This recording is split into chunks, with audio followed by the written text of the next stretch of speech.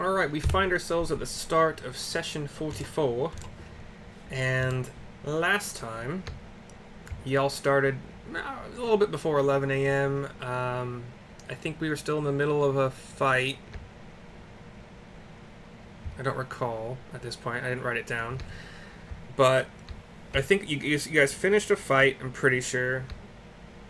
Or no, the fight had already been finished, and then you guys were deciding how to, like, what to do next, I think. So you had a short rest, you had lunch on top of the hill with, no, sorry, lunch was downhill. There was a fire on top of the hill that was meant to scare things off with little bits of anchorite occasionally thrown in to make it smell bad. Neil foraged for herbs and handed them to Rio, and Rio totally used them in the food, totally. Dinner involves 0 fire, so you guys were just kind of camping out, waiting for a long rest, basically, and I rolled not a 20, so the dragon didn't come your way. You did, however, notice some foxes during the night. They were curious, but mostly they stayed outside of like a 30-yard radius. You guys had breakfast, regained your +1 stat via the food bonus, and summoned Grebo, and used Grebo as a flying snake to explore as much of the 3 caves as he could, and he had just enough time to describe the layouts. I believe mostly... Oh, yeah, we figured out that he was small enough, and I just pretended the doors weren't, like, perfectly sealed, because... honestly, I don't understand why they would be, but they could have been, but anyway. Kind of like the entrance kind of Ys. It does a Y shape with each of these caves to the northwest, northeast, and southeast. And that's where we're at. Yes, and there's a deer trapped in one. Yeah, weren't we gonna let the deer out? We're gonna rescue the deer. Yeah, that's right. And I thought you wanted to dig shafts. Yeah. Sarissa was like, we'll just do what we always do. Why use the doors when we can just sink a shaft and be in complete control of our method of egress? We've got Bug Dub, he's big. He can dig. It's a good workout. But yeah, we have to save the deer. Did we called Grebo today, and he's already gone back, right? I can't remember. Is he gone? Yeah, he had just enough time to describe the layouts, and then he was gone. I have my push talk on. Can you guys hear the fan? No. Negative. So you can't, but my Streamlabs is picking it up, so I guess I gotta turn it off. Okay, so yeah, position yourselves where you want to be. What do you want to do? Is your Streamlabs like coming through the mic on the camera? I mean, the camera mic isn't active on Streamlabs, and it's picking up like a steady halfway through the green zone of audio pickup. So I'm just gonna turn it off. It's not that warm. Huh.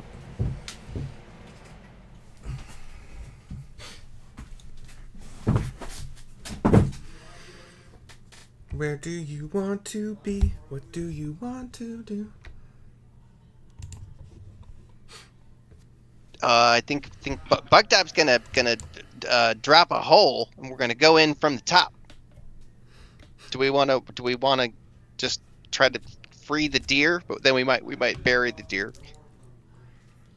Yeah, I think we could. I think we should go in, drop the hole, save the deer. The deer cave. I remember talking about that. I didn't write down what you said, so I can't.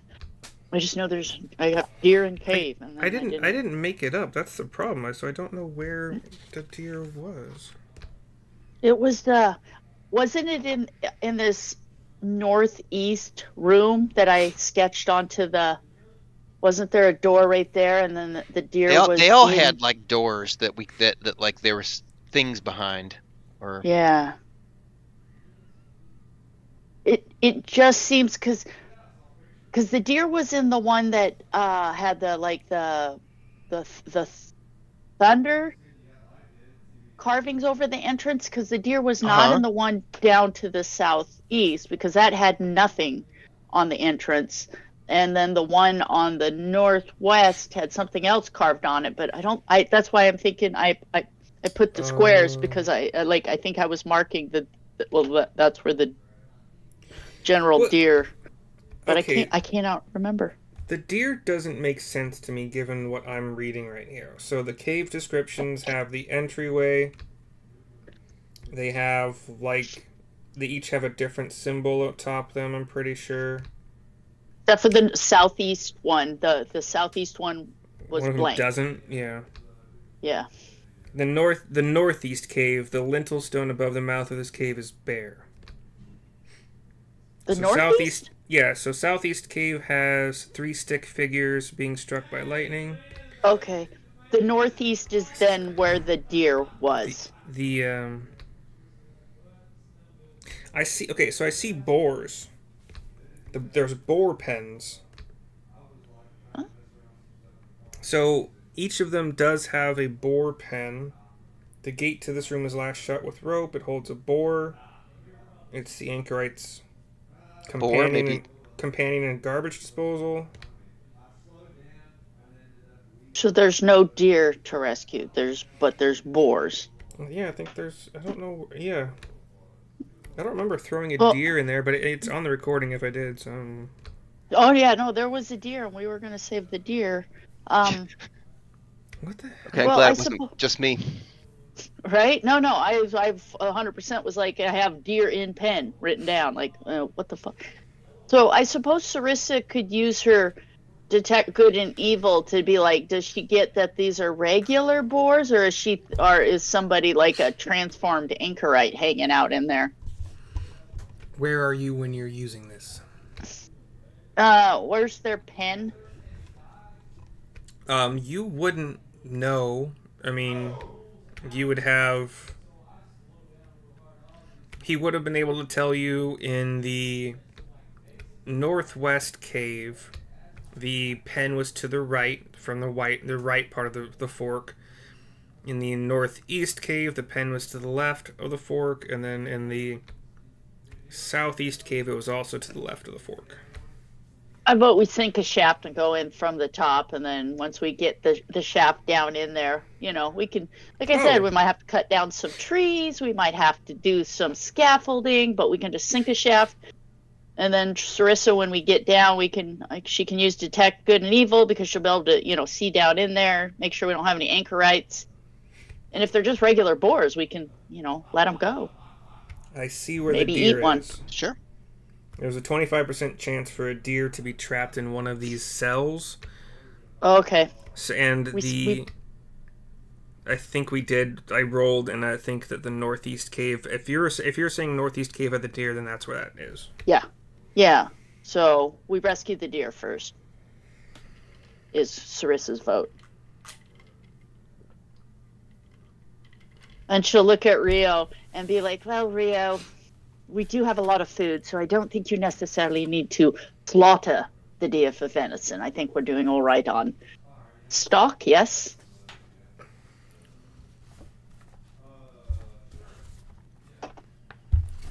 I see Rio over there, with one of those drops, sharpening his... Yeah.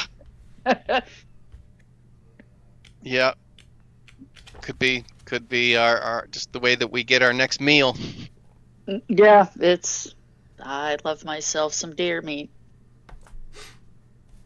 So, well, we could do our... And Grebo didn't get zapped or anything, so I'm wondering if to let the deer loose. The thing is if we go in and we open the door, we could somehow trigger a cave-in, or you know what I mean? That's why I'm saying let's just dig a shaft down. Sure, we'll spend a few days here. That's cool. Let's save the deer. Sink our shaft. We'll deal with it as we go. Deer needs attention sooner than 2 days. Yeah, no, we need to get to it. You don't want to try to open the door? I mean, we can check it for traps. Yeah, I guess we could do that. We could actually do what normal adventurers would do instead of just being difficult like we tend to be. Praise be. Let the light The shine down DM. on me. The DM hits the ground crying, thanking God. It's so beautiful. They didn't completely fuck up my game once. Now, I suppose we could. do what you want to do. Well, I think Rio would be the trap guy. Test for traps in there, and if there's no traps and we don't have to worry about a cave in, we could theoretically just, cut the rope, let the deer out, and then go from there. Yeah, I don't want to spend 2 days here. Yeah.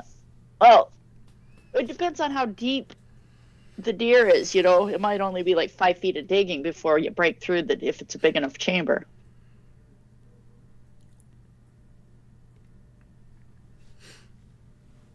Rio, do you want to go check for traps where the deer is so we can let the deer go alive? Absolutely. Okay. All right, so Rio makes his way to the northeast cave. Do you have dark vision? You're an elf, half elf. Yep. So as you're going in there, this cave again had no stick figure drawings or whatever above the mouth of it. You get inside, you see a fork going right or left. As Grebo described, the left one has a gate that is lashed shut with rope. You can hear pretty easily the sounds of a boar snorting behind it. And then to your right, you do see the there's no extra map for this. So to the right, you do see the other door that is lashed shut with rope. You can hear the sounds of the deer behind it. If you were to keep going west, so you enter going southwest. If you turn directly west, you'll notice that the hallway there turns sharply to the south, and then it opens up there's an open door and a 20 by 10 rectangular room, and that would be 20 west to east, 10 north to south. So how far are you going? Are you just stopping at the deer door? For now, Okay. stop, look, and listen. So you hear the deer, and you hear the boar. Nada else.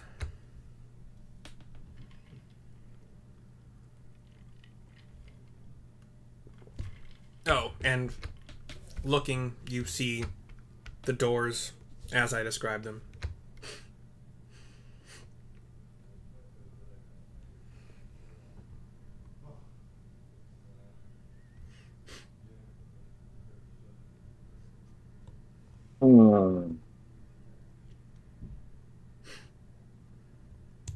Okay, advance. Should this be appearing in Owlbear? Or are we just Theater of the Mind right now? Or Theater of the Minding, but I can attempt to draw. No. So You don't like my crude sketchings on the map in red? They are close, but certainly inaccurate.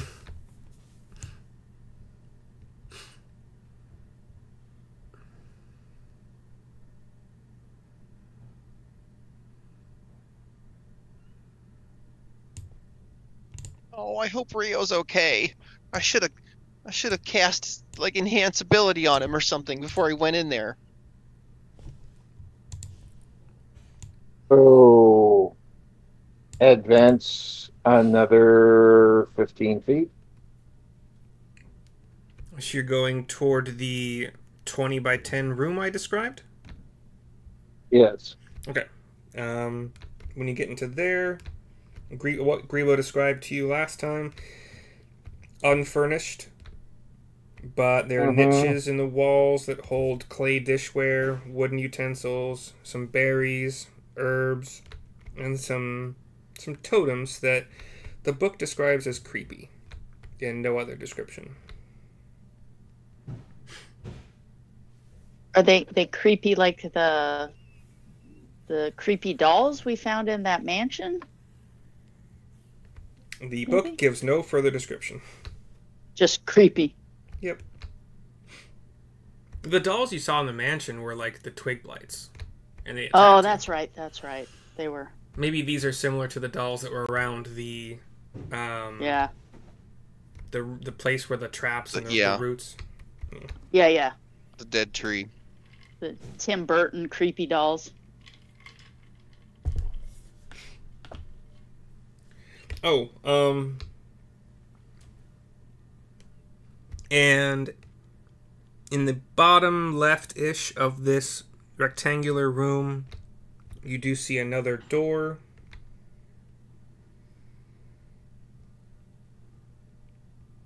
Yeah, it's closed.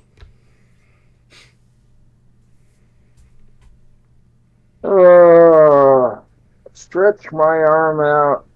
Advance. Is it locked? Do you want to try to open it?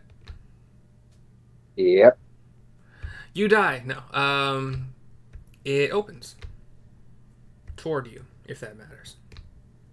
And on the other side of it, you see a tunnel that goes about 15 feet, what would be the southward direction, before you kind of see that it's curving to the east. Or it sharply turns to the east, and then I guess that would be all you see at this point. So to your left from where you're looking.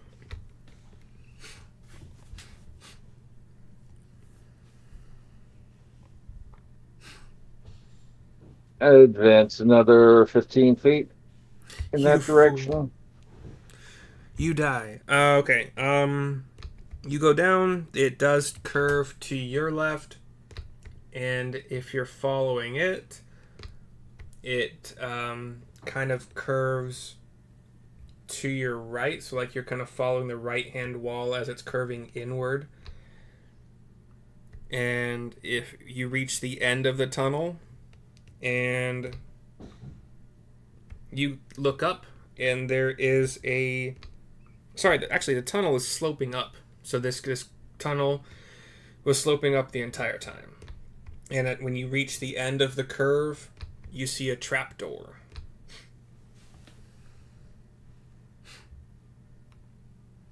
It's shut.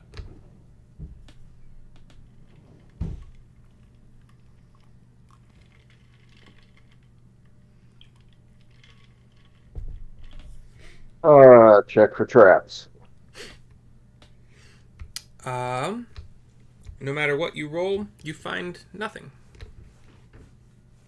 Nothing trap-wise. Okay.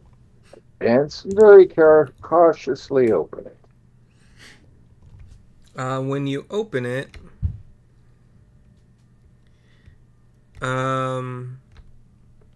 you are greeted by sunlight because it is still early. Let me kind of keep trying to adjust the time. What we got here going on. Yeah, sunlight. You're on top of... You're not on top of the hill. You are roughly... Oh no, I didn't want to draw that. You're roughly like right here. But if I don't know where Bugdub and the rest of your party are staying, but they would notice this circular thing of grass like open up, and you could wave to them if they are still at the top of the hill, if they have not gone to the cave entrance.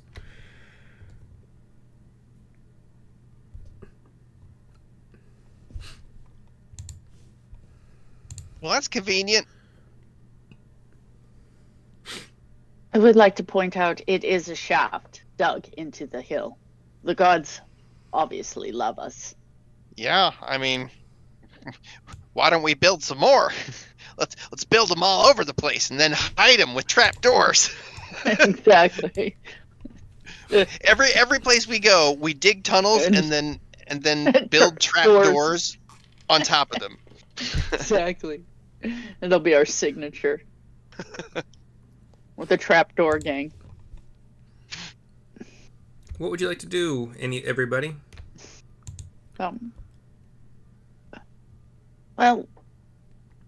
Well, it doesn't seem to be any threat down there. I mean, let's just let the deer and the hog go, I'm wondering if there aren't trapdoors for the other entrances also that we could perhaps find and access those tunnels that way to explore and make sure there aren't any. That's a good thought. We could investigate the perimeter and look for trapdoors. Yeah. Like we could help each other at that. Who's got better perception? I got +5. Perception. Oh, I bet Rio's got good perception. He's probably got like 20.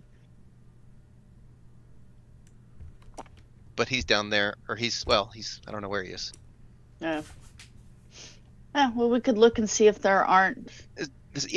Could we investigate, like make a perception check with advantage to look for more secret doors, since we kind of know what we're looking for now?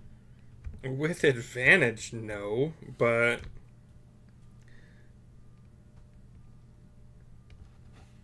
I know there's a thing here. There's a thing that says what the DC is to find them.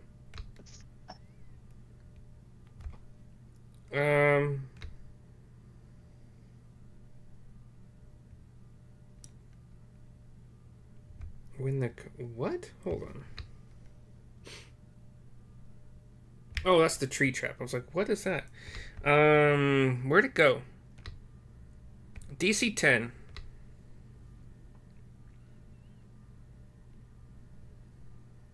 Oh man, my pass is better than that.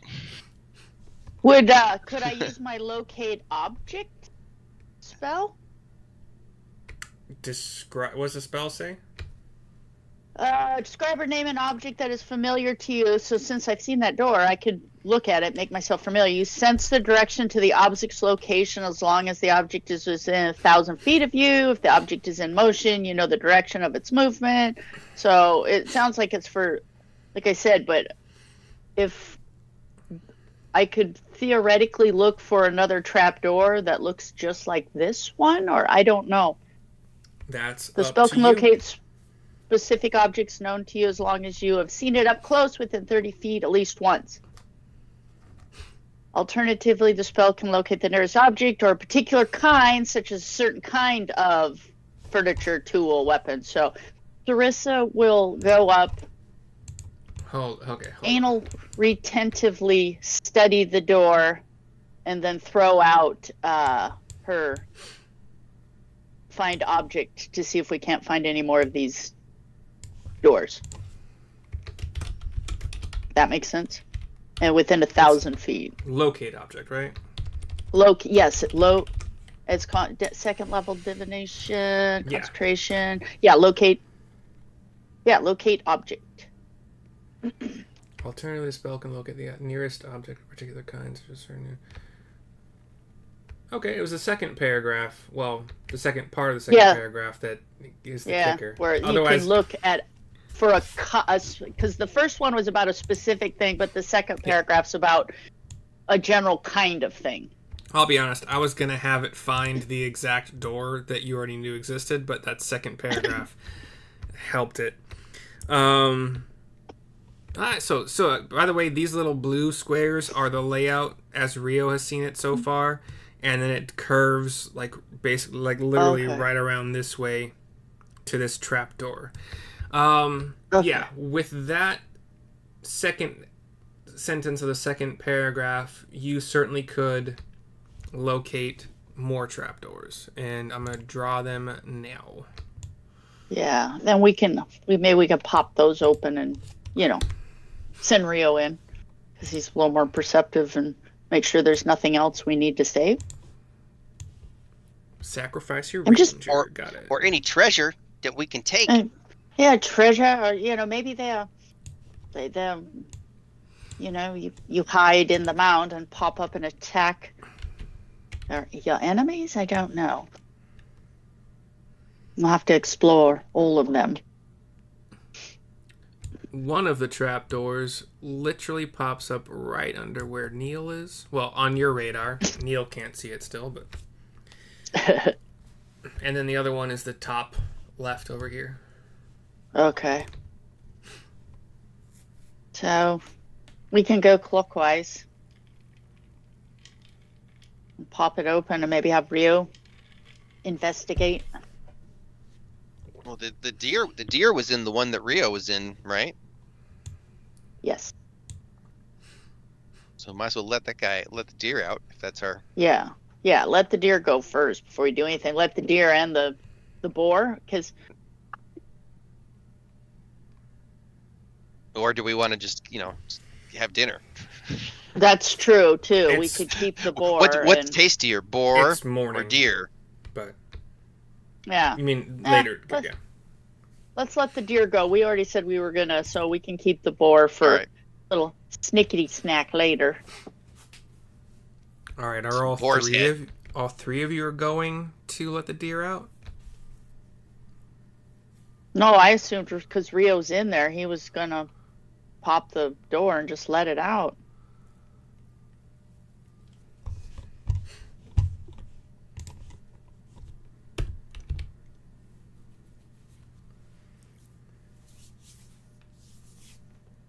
Did we lose Rio? And yep, that's my objective here. All right. So it is a door that is lashed shut with rope.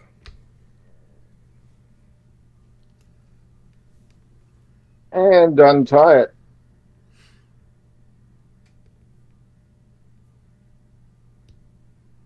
Okay. Yeah, I can't see a reason why it wouldn't be untieable from the outside. So yeah, you untie it, and the door is shut. And you have, like, let's say another 15-foot length of rope.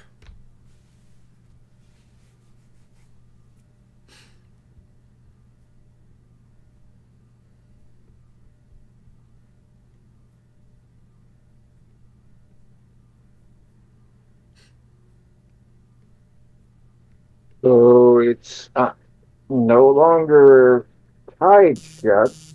Is it locked? If you want to try it, then you find that it is not locked and would open quite freely if you want to. Okay, again, cautiously open it and back off right away. When you open it, you do see the deer inside. It is frightened. And when it watches you back up right away, it tentatively kind of like looks around, still really unsure of itself. You see... Well, would there be... No, you really wouldn't see anything else inside besides maybe something to feed the deer, like a little bit of greens or whatever. And it, like, takes some steps and kind of, like, even looks up at you and gives you a good old deer nod, you know, as thanks, as deer are wont to do, and makes its way toward the light and out. Starts, like, picking up speed and getting its jog on, its canter.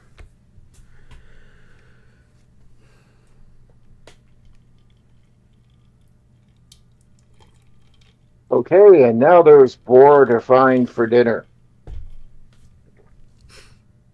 Alright. Let me draw that. So on the other side of the Y, it's 3 squares. Yeah, it's so hard to imagine the cave that had no idea it would look like that. It's wild. Yeah, and then, you know, theater of the mind is tricky. Even if you're the DM, I don't know how DMs would do this. I think they would have to have a drawing somewhere and like moving shit around.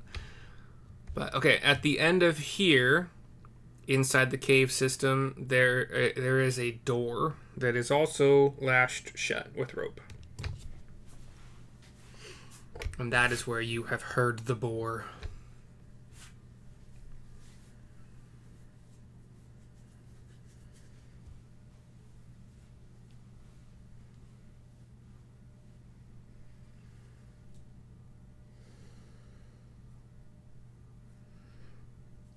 And is there a rock, a loose rock nearby? A loose rock, if you want it to be, sure.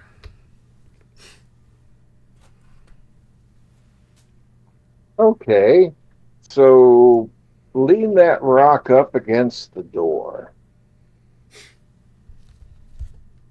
Untie a little bit of the rope, Okay. and the free end, and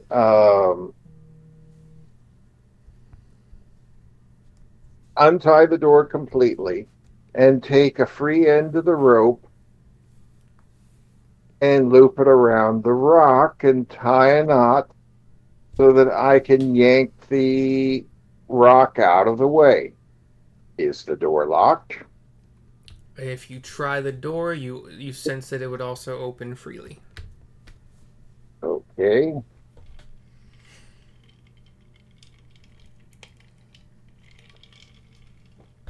So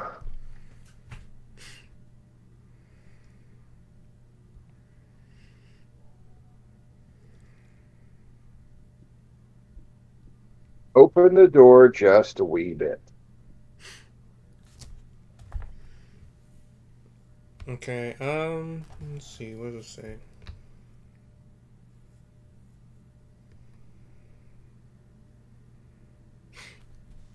How much is a wee bit? Couple of inches. Okay, I'm gonna say that the door opens toward you.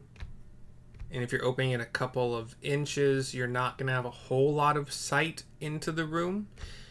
And are you like right up against the door? Are you standing away from it, like at arm's length? Arm's length. Okay. You don't get any idea of any further activity in the room. Just the same kind of pig sounds.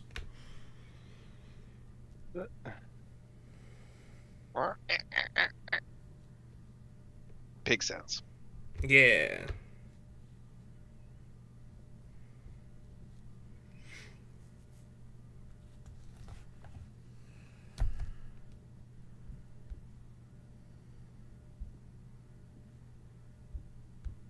Then you open the door all the way and back off.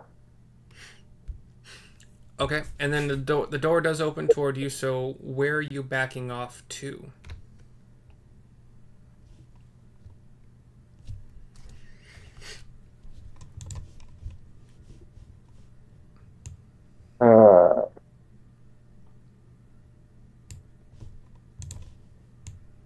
Or back the way I came. Okay, slowly, quickly.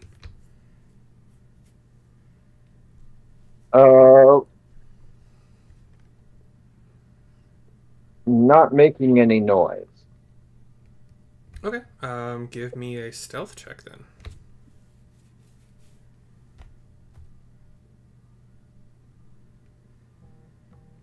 29. So there, he's hearing something in that room, but we don't know what it is. No, once he's opened the door past those couple inches, he would see the boar. Oh, okay. The stealth check means the boar really hasn't noticed him, but hasn't clocked him. Once the light starts to stream in, I'm just moving your token to try to give some idea. You do see I have a pig token. I know it because I've used it. Where are you, piggy, piggy, piggy? You see a boar, and once the light starts to like really grow in the room, and it looks at you, and it senses that you're not who it's used to, it starts to charge. What do you do? I guess we know what we're having for dinner. Okay, sorry, John, what was that? Shoot it. Shoot it? Yep. Okay, at what point? When it's right up on you, or... As soon as I see it. Are you just going to shoot it once you see it in the room? Yeah. Okay. Give me an attack roll. To be fair, we told him don't kill the deer. We didn't say anything about the bacon. 17. Give me give me a what's it called? Initiative roll first, actually.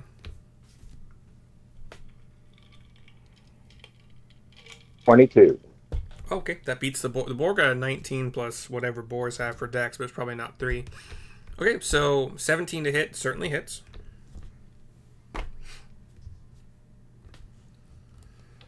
5 plus 5 makes 10.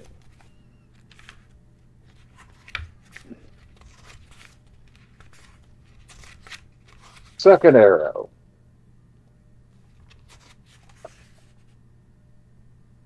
13. 13 also hits. And 10 plus. the boar only had 1 more hit point left. Okay. So this innocent boar just dies. Such an innocent boar. With dinner. 2 arrows straight through him. Yeah, you say dinner, but you guys have a fuck ton of meat. Like, yeah, whatever. So yeah, you have a dead boar. Turn him upside down. I thought that 19 initiative would have gotten him past you, but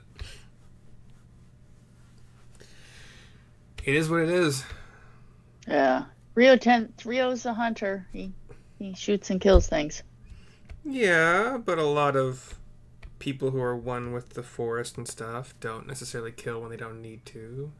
So that's, yeah.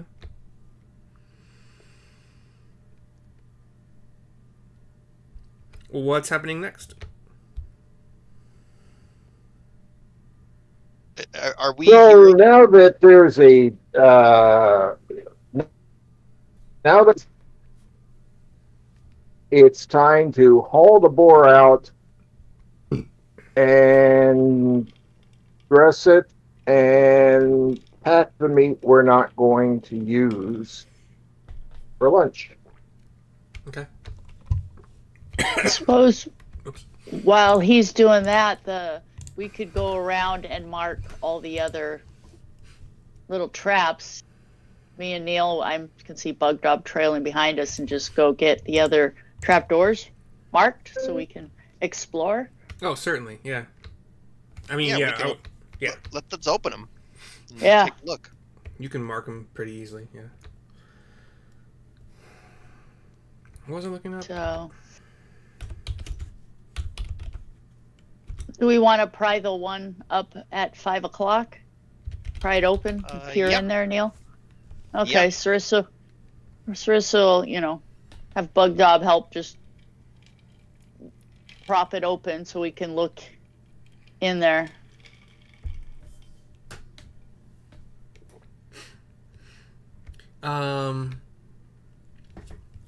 So give me a survival check to see how much meat you harvest from the boar, and then we'll jump over to the other people. 9. Okay. I'm gonna Ooh, say gut shot. This was one of the. We'll say. So in Central and Western Europe, the largest male wild boars weigh 440. The females 260. Asian can weigh up to 600. So let's just call it a 3 hundo. And with a 9...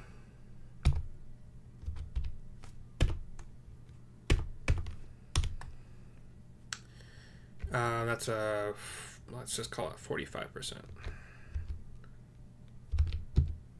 So you harvest, and remove it. Unless, do you only want to harvest meat, or are you harvesting anything else? Just meat. Okay, so you get about 120 pounds of meat.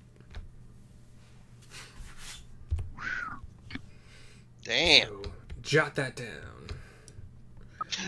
All right. Put it in. Make sure that you can carry it. Yeah, or find a way to store it or bury it or whatever.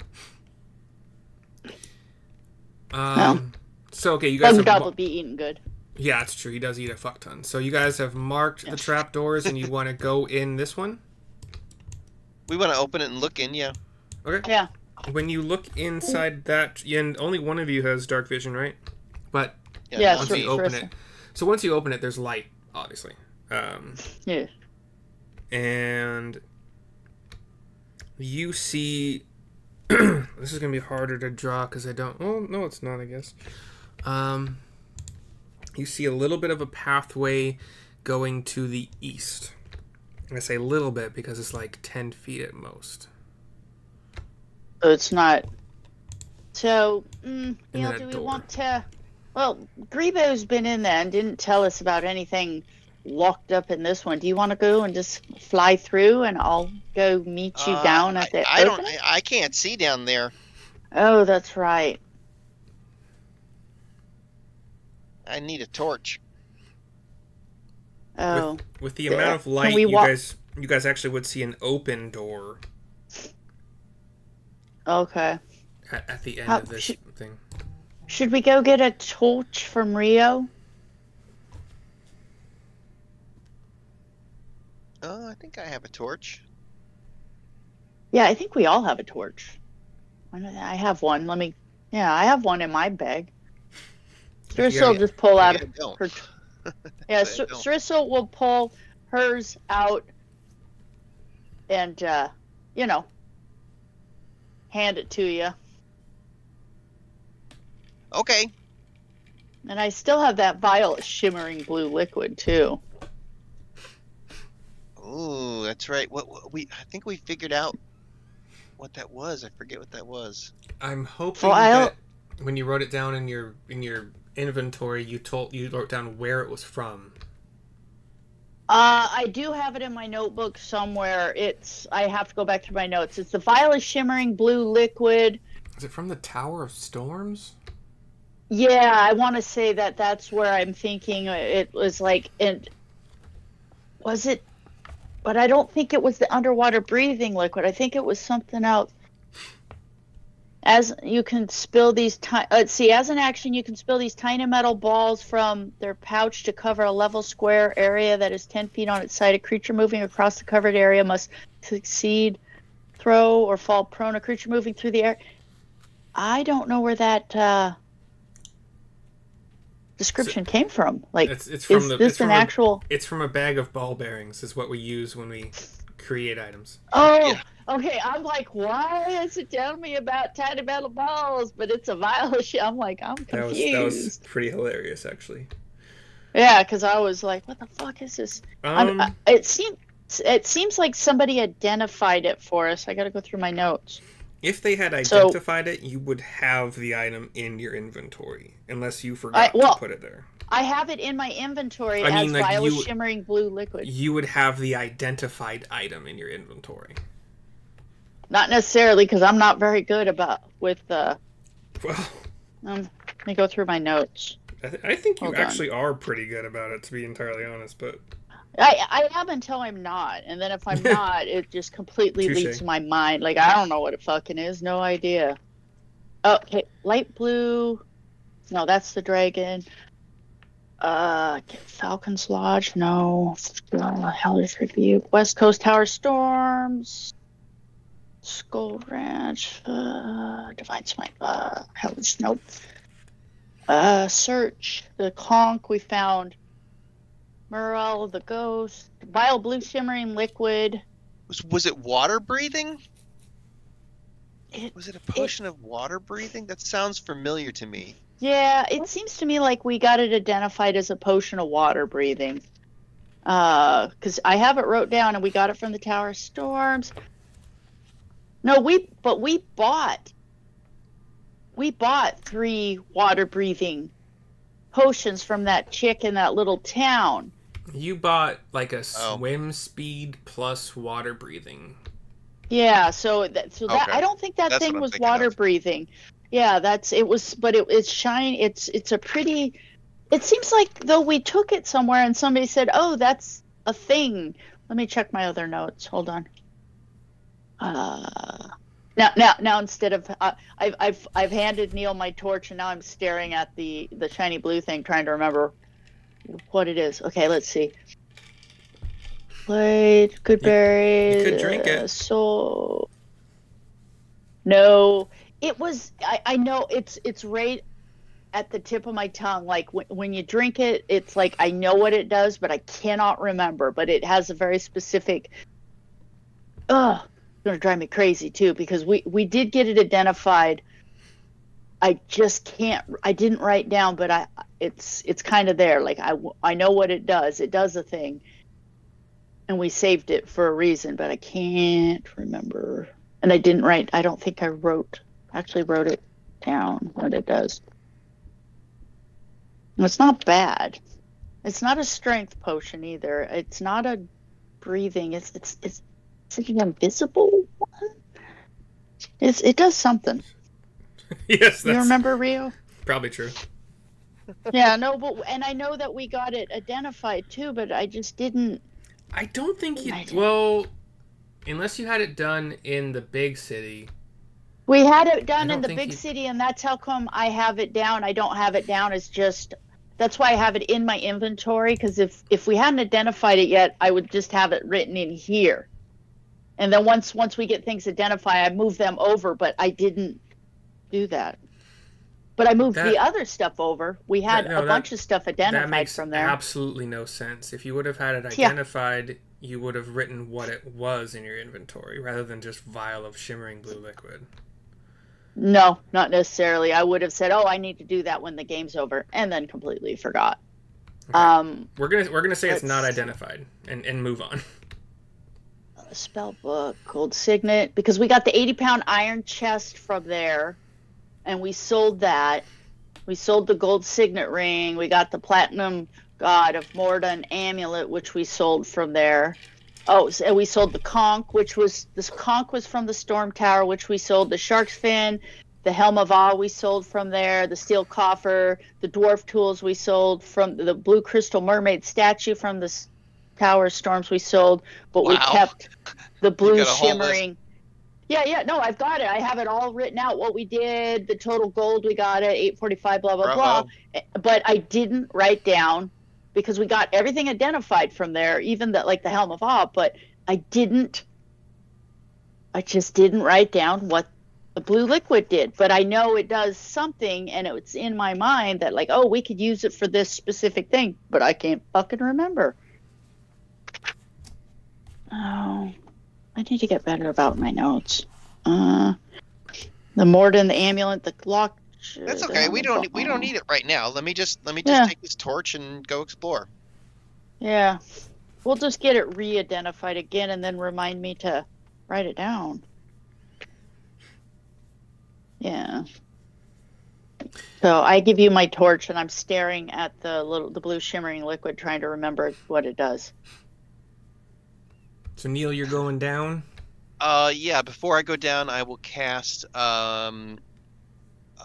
enhance ability on myself, and let's see, that is a 2nd level spell slot, and it's concentration, and I'm going to give myself the bear's endurance, which gives me advantage on constitution checks and 2d6 temporary hit points.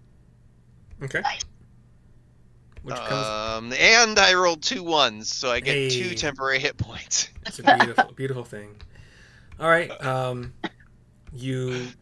assuming a little bit trepidatiously go down. Yeah. Okay. It's like a 5-foot drop. to the floor. It's a moderate slope. Like the way this is written, it should be more of a slope because it's a short tunnel. But once you get down there, and you see another room, which is pretty similar to a room that Rio just saw, which is 10 by 20. Ba-do. So this is the room that has the open door leading to it. And if you're peeking in there, you have what was described to Rio again: unfurnished niches in the walls holding clay dishware, Niche. wooden utensils, gathered berries, bundled herbs, and more creepy totems. This one... Okay. And then there's a door that is shut over here in the bottom right. Okay. Doesn't sound very interesting. I'd just go open the door, I guess. Okie dokie. Before I open the door, can I check for traps on the door? You certainly can. Give me a... Well, no, I didn't make Rio do it. I'm not going to make you do it. There's no traps. Okay. You open the door. Let's see. It's for me 5 feet that way and 10 feet that way. You find a hallway. And are you going into the hallway? Can I complain real quick? People don't want to fucking talk to me 24 hours a day, days on end, but I swear to God, on Sunday afternoon, all of a sudden it's like, you know, the text, the calls, and it's like, are you fucking serious? I tell you, between this time and this time is the one time I cannot deal with you. And, Absolutely. you know, 6 days and 20 hours of a week, nothing. Sunday afternoon, oh, it's such an emergency. Fuck off. Okay, back to the game. I just cannot. So what are you doing Sorry. with this newly revealed hallway? Yeah, I'll enter. You fool. No. It curves to the south, to your right. Neil's dying words, should have dug a shaft. To your left, so like literally to your character's left, so the screen right is another door right here. And you see light this way. It actually is following Sarissa's drawings not too poorly. Gotcha. So light Right. coming from, yeah. Okay, well, before I go that way, I'll check this door, this new door. It is also lashed shut with rope. Oh man, I don't know. I'm not good with rope, but I'll give it a shot here. Maybe put this torch down someplace where I'm not going to burn anything, Okay. and unlash the door. Do I hear anything behind the door? You don't hear anything behind this door. Did Grebo tell us much about like animals in this one or anything? He told you about the boar. I don't know if your memory would be good enough at this point, entering this dark cave even with a torch, to know which door that would be. But you don't hear sounds behind this door. Okay. Alright, then I'll unlash it and open it. I think after a little bit of a struggle session, because these were lashed shut by orcs. Yeah. Well, you're small.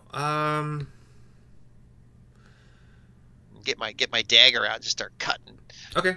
Yeah, if you wanna start cutting, that's fine.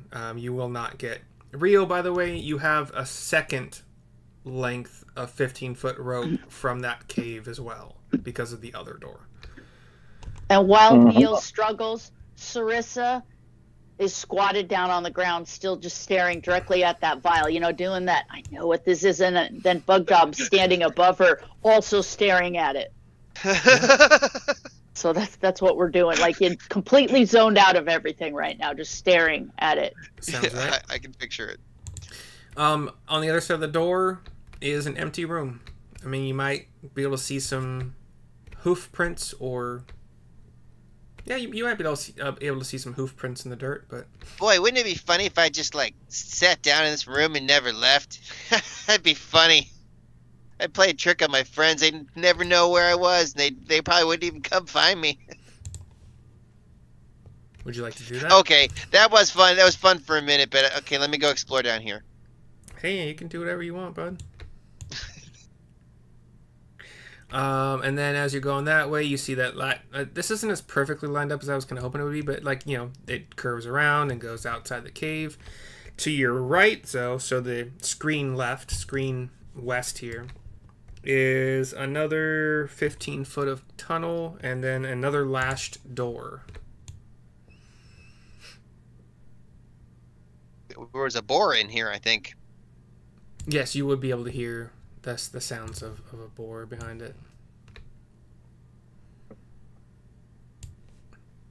Sarissa's drawings actually, you know, not bad.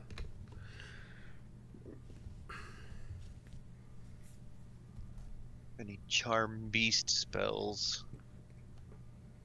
Or sleep. Put the boar to sleep, maybe. Actually, that'd be pretty easy. So at the end of this tunnel, do I hear a boar behind the door? I'm going to cast sleep on the boar. Let's see. Does that require? Well, does the spell say you need to see the area? That's what I'm looking.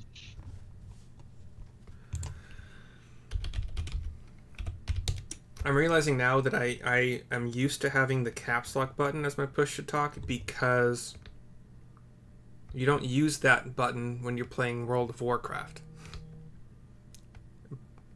But you use shift a lot to like shift 1, shift 2 for different. So since I don't do that, maybe I should make it shift. Man, it does not say. I bet the new 2024 sleep spell has this all clarified, because I've noticed the new 2024 stuff in D&D Beyond is worded way better. I don't think this is worded poorly. So like what part is tripping you up? Well, I don't know whether I need to see the boar or not. Creatures within a 20-foot... Sorry, creatures within 20 feet of a point you choose within Doesn't say that I need to see. Yeah. Doesn't say that I can see. Yes. There cannot be an obstruction like in the literal exact line from you to that point. But if there's even like a sliver, even if you can't see beyond it, if there's a sliver of opening, that's fine. Okay, so what you're telling me is it? I think I could. Yes. That it would work. Okay. You're welcome to try to cast it in there before. Yeah. Yeah. Then I will cast sleep at 2nd level. 2nd level. Wow. Okay. I don't know. That's 78. I don't know how many hit points this thing has. Roll 5d8. It says. Plus an additional 2d8 for each slot above first, so 78. Oh, geez, wow! I didn't realize that much. Okay, 78. Do you want to do the first level instead? Do I even need to roll, or do I just put him to sleep? Do you want to do the first level instead? 5d8 versus 78. Sure. Yeah. Okay. Then you probably should roll. Yeah. Okay. 5d8.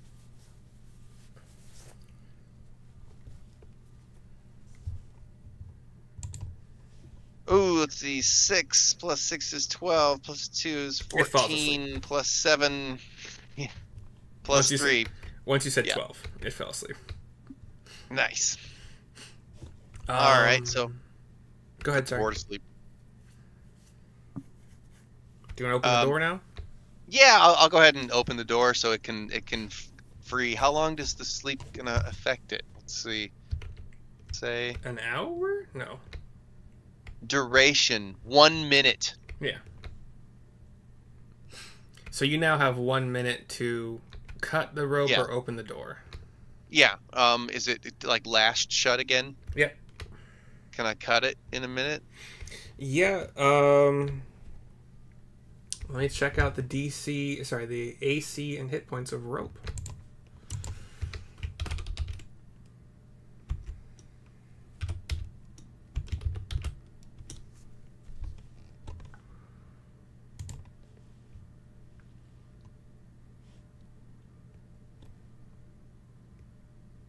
Oh. You want to try cutting it? Yeah. Give me an attack roll. I rolled a 10 plus. If it's more than 1 plus, you hit.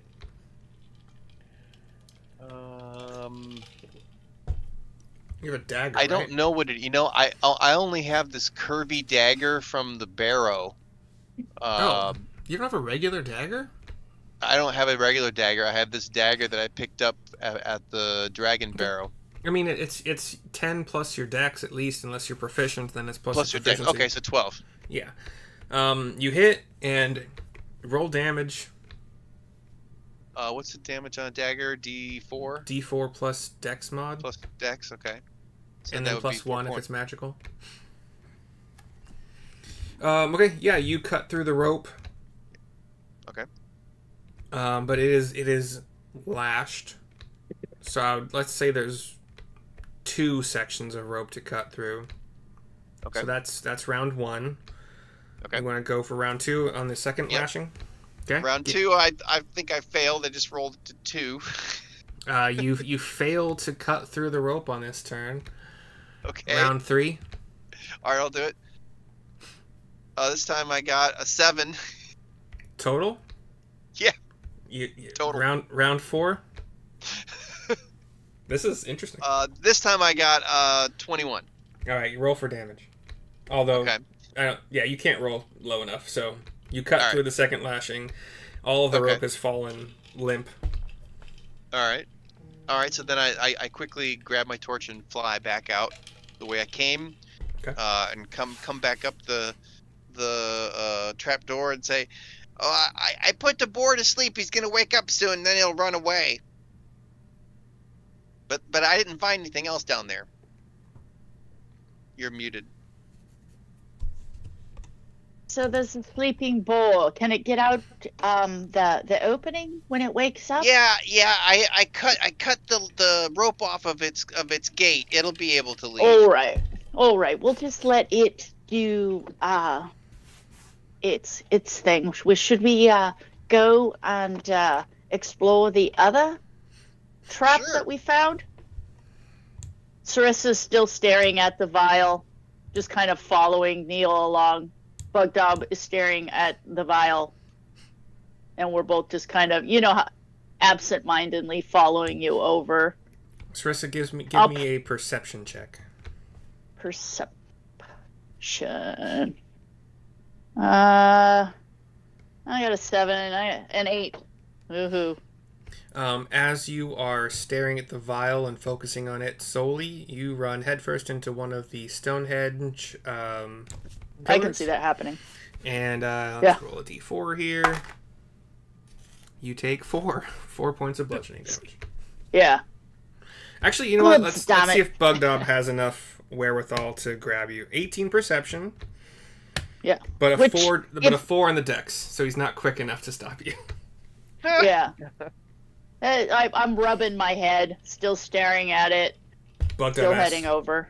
Why you running to pillar? Oh, I'm preoccupied. It means I'm busy focusing on this vial of shimmering blue liquid. Sarissa will then just absentmindedly, heal herself, and then pry the trap door open for Neil. Yeah. And be like, I'm trying to remember what this is. Bugdub, could you please listen for Neil? If he screams, shake me out of my stupor or whatever I'm in. This is happening. This is happening as Neil is exploring the other tunnel. No, I already flew out. So why are we? It's we're all around the other. We're getting ready to go delve into the next one. Yeah, we're walking over, and I keep glancing at the other one. So, and then we pry open the one on the west. Wait, so side. why is Bugdub the only one listening for the sounds of screaming? I'm confused. Why aren't you? Oh, I'm listening, but I'm also staring at the vial, and I was like, Bugdub, if I don't immediately react, shake me, because I'm looking and thinking. Bugdub didn't get a chance to respond after you said preoccupied, but he was gonna say, yeah, I'm preoccupied. Yeah, me too, a lot. Yeah, exactly, Bugdub. So since right. And from now on, instead of saying preoccupied, anytime he has to think real hard, we need to come up with the word he used. I'm preoccupied. What word would he say? Pre-porcupine. Pre-porcupine. So from now on, anytime Bugdub needs to look like he's thinking real hard, he's going to say he's pre-porcupine. Pre-porcupine. Yeah. All right, you open the latch, and is Neil going down again? Yeah. Yeah, because everybody's too pre-porcupine. Yeah. Having the squishiest character do all this. Scream if you need help, Neil. It seems like this. I know what it's for. It's driving me batty. I'm listening, though. Just, Do you need me to cast a spell on you? Yeah, no. I'm just irritated and digging through my bag and my notes. What's Rio doing? Is he dressing that hog over there? Yep. It would take a certain amount of time for sure. What did Grebo say was in this tunnel? Anything that another boar? They are all one boar, or at least the sounds of a boar behind a door, and everything else pretty much the same. Yeah. Okay. Well, I'm pretty much rinse and repeat. I'll go, fly in, explore. Oops. Put the boar to sleep, and after I've explored everything. Alrighty. I'm gonna fast track stuff, including drawings, just to get us through this. You got that curvy tunnel. Just there's a curve here rather than a straight edge, but whatever. It's hard to draw that. This is another 20 by 10.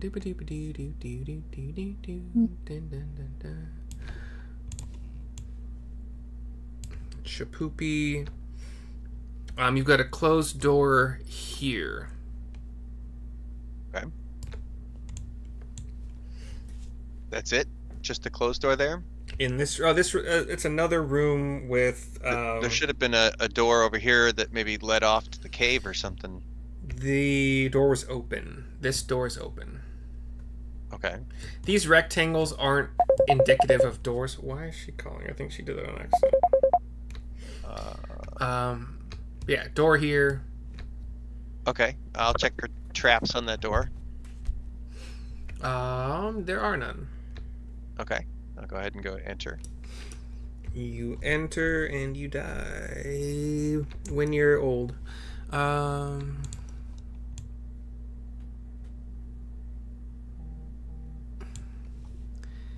Ba-doo-ba-doo-boo. Alright, there's another tunnel there.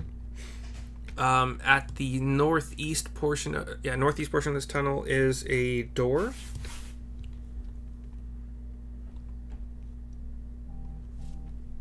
Okay. A lashed door? Yeah, sorry, yeah. Does it sound like a boar? No. There's no sound beyond this one. No sound beyond this one, but okay, then I'll go ahead and open the door. Okay, you cutting it, or yeah. Okay. So you cut through the rope. You see a 5 foot by 5 foot cell. Okay. Hoof prints. Okay. All right. And then that actually does curve off to the left. So that's 5 by, so it's 25 by 5.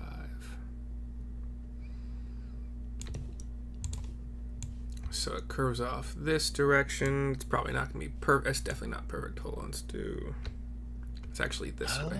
Oh. Yeah, and then that leads to the cave entrance, and the cave entrance curves around in another Y as usual, which is 5 by 10. Shapoopy. And there's a door here, and then you can hear the sound of the boar beyond the door. Okay. All right. Then I'll use another first level spell slot to cast sleep. Righto. 5d8. Just need to get 12, right? 11 technically.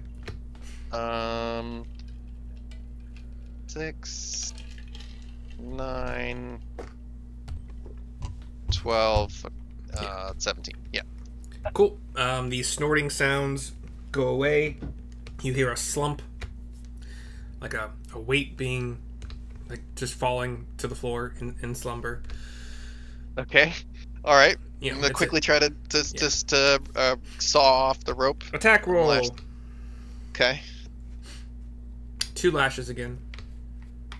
16. Hits, and you cannot do too little damage to cut through it. Next rope 12. hits as well, and you cannot do. Yeah. So the rope slumps, and you have a door closed. Nice. It'll swing open by itself if it looks like it's free. Do I need to I need to open it for the boar to be able to get out? That's up to you. It's a closed door, and there was no like spring mechanic, as with the last one. No spring mechanic, right? Yeah. But there's also no like it's not latched either, right? So The it would- lashings were what was like Right. keeping it So closed. yeah, the boar can get out. Yeah. Yeah, Okay. if it wants to. All right, cool. Well, I assume it will want to. That's my plan, anyways. And when it wakes up, it will find its way out. So, okay. Well, if that's all that if I've explored everything, I'll fly back out. And say, okay, I put this one to sleep, and all we have to do is just wait a few more seconds, and they're gonna wake up and then run out.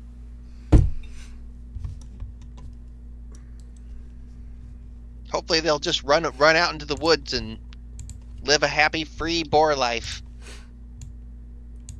Oh, the boar life.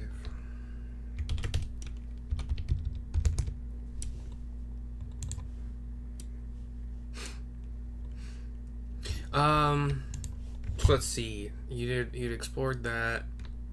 You explored that. I mean, it's like you guys didn't hesitate a whole lot. So I just say it's like 9 a.m. You haven't wasted a whole lot of time.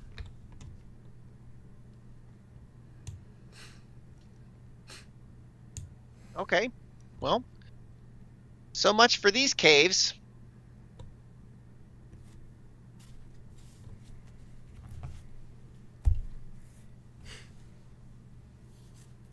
What do you guys want to do?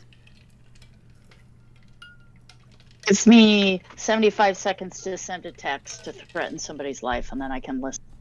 It's a very specific number of seconds. 75, yeah. Give me 75 seconds. I like that. I'm gonna say that at work on work calls. Hey, everybody, give me 75 seconds. Give me 113 seconds.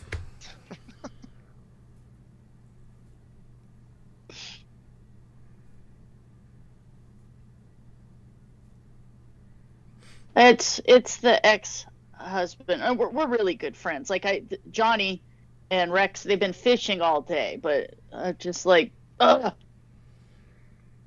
blowing me up, and I'm just like, dude, figure it out. We're not married anymore. Can be. Let's see, a lot of us and can be very useful.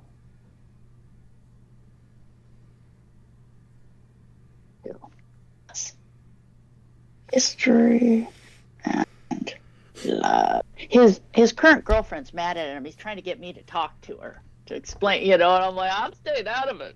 It's not Yeah, hell no. That's not a thing we do. Yeah, no. So he actually got remarried, and she turned out to be a psycho this while ago. He wanted me, because she was afraid of me. He wanted me to deliver the divorce papers because he didn't want anything to do. I actually said, yeah, I'll do it because I disliked her so much. I'm like, nothing would make me happier than to knock on the door and be like, you've been served.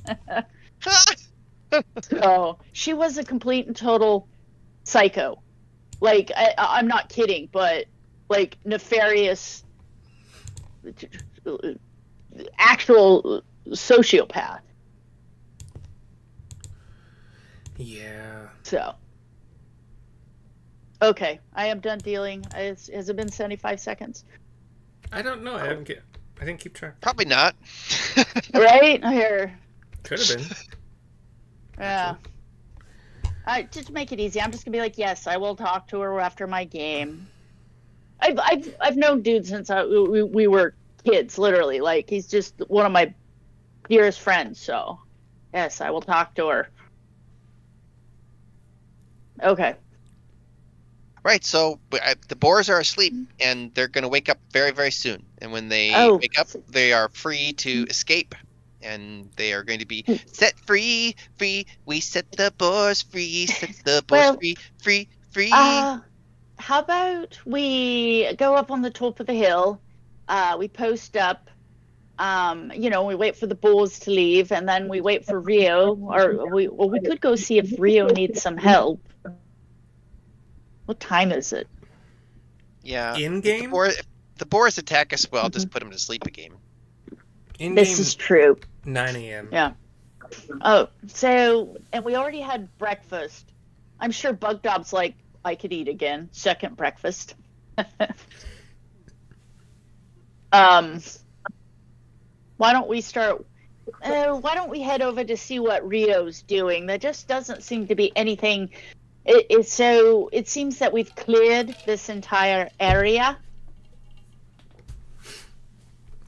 Seems that way. What?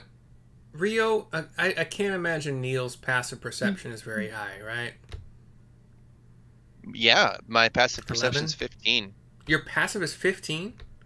Yeah, yes, yes, it is because I rolled stats, and I have a excellent wisdom, and I'm a bard, so I'm proficient in a ton of stuff. Oh yeah, I get that. Why have I been under the assumption your wisdom was one of your dump stats this whole time? I don't even have a dump stat. Yeah. Rolling for stats can be pretty nice sometimes. Yeah.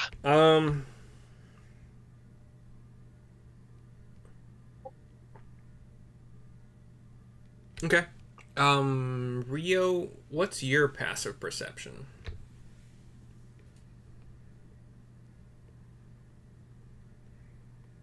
Well, since I took wisdom as my bonus, that makes it a 19. I mean, you are a ranger, so it makes sense for your spells. Okay. Cool, so what are you guys doing? It's roughly 9:01 at this point, after that little quick conversation about the boars being asleep and such, but what you doing?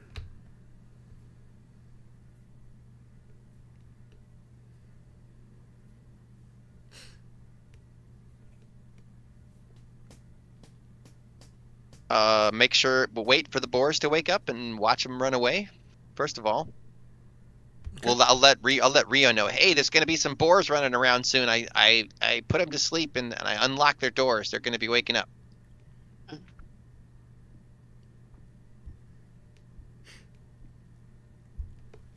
How long are you waiting for that to happen?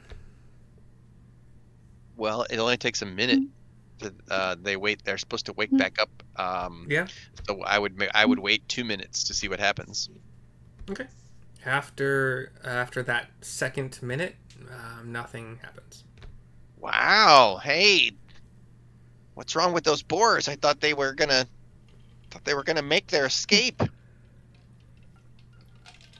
Man, this place is weird.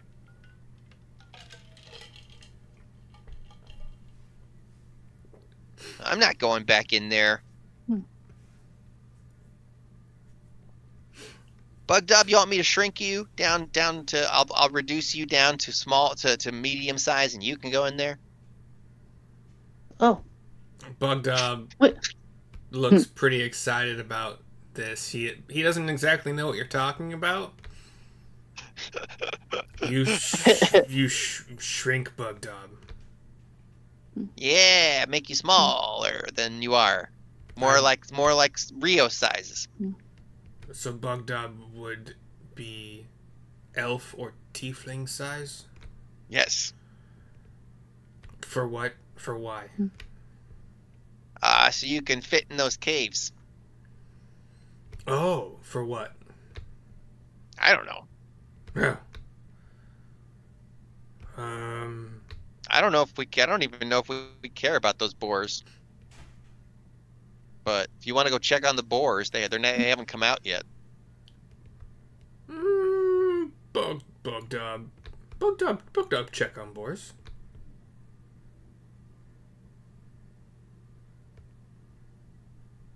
How tall are these?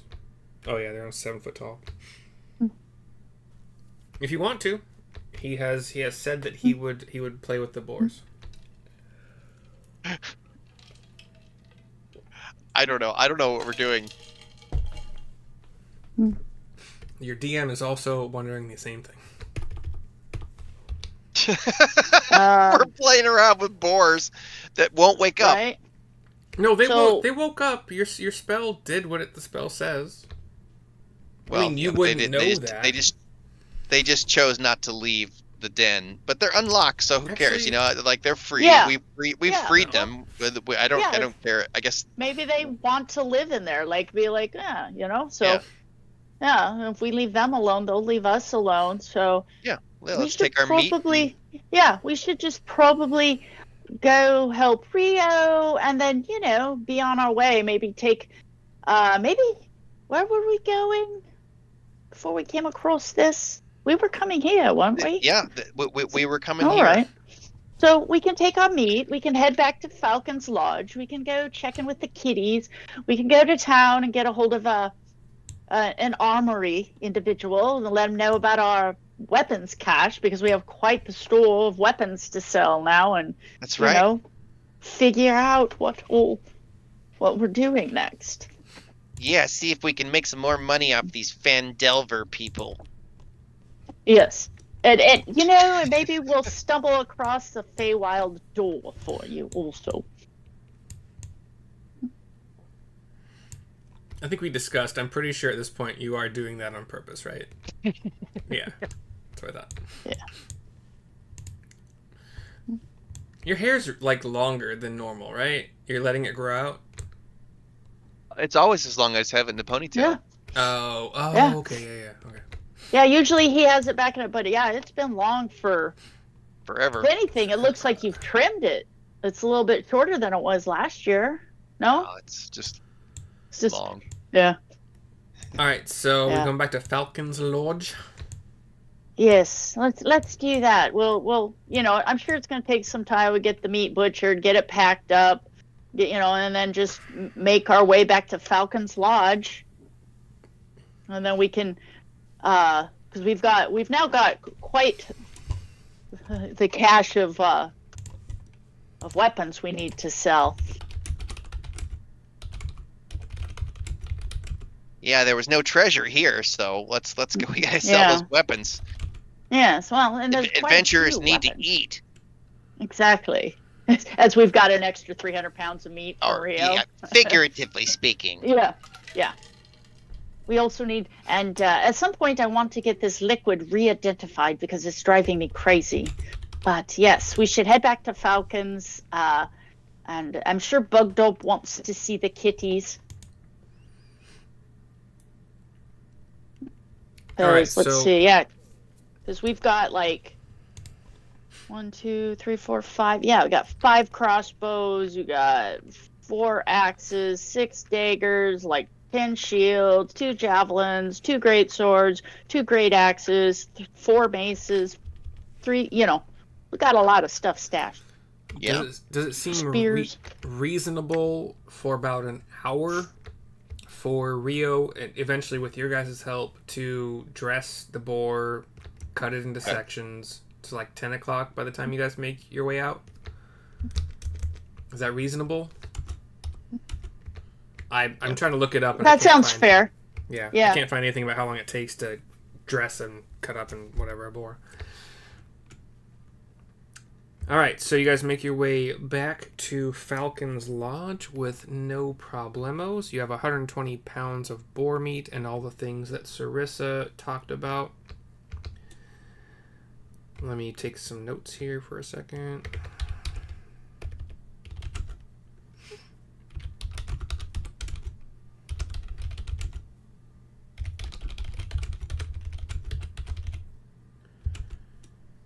When you type out the word freed, it doesn't look right, but it is right. That's so strange.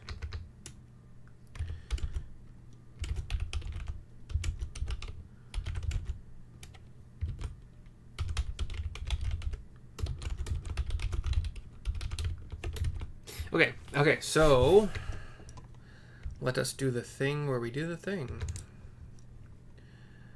Falcon's Lodge, where is the map for that? I know it looks janky and weird.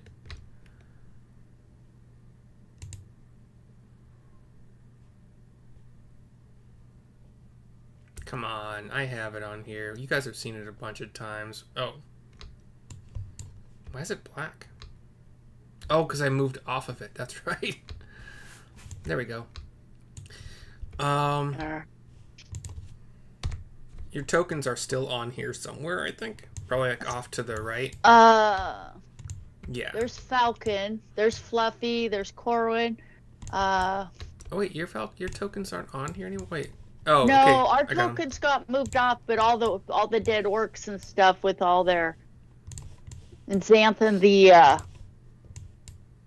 yeah. There you are. There we go. Yeah, well, a lot happened on this on this particular map. Yes. There's and poor Falcon is having to rebuild the front of his lodge and stuff. So so we have the stuff we cached out in the woods not that far away from him, and then we have the weapons cached here also. So we'd let Falcon know that we've got even more weapons to sell to an armor somewhere. And Sarissa will hold up the shimmering blue liquid in the vial and be like, "Do you remember what this is, perchance? Did I tell you?" To Falcon? Yeah. She's going to ask anybody, "Does this look familiar? Did we have a conversation about this?" We could just try drinking a sip real quick. Just a little tiny sip. Tiny one? No, I don't think we should do that. I know it's something useful. Something useful. I don't know how you know that, but could be deadly.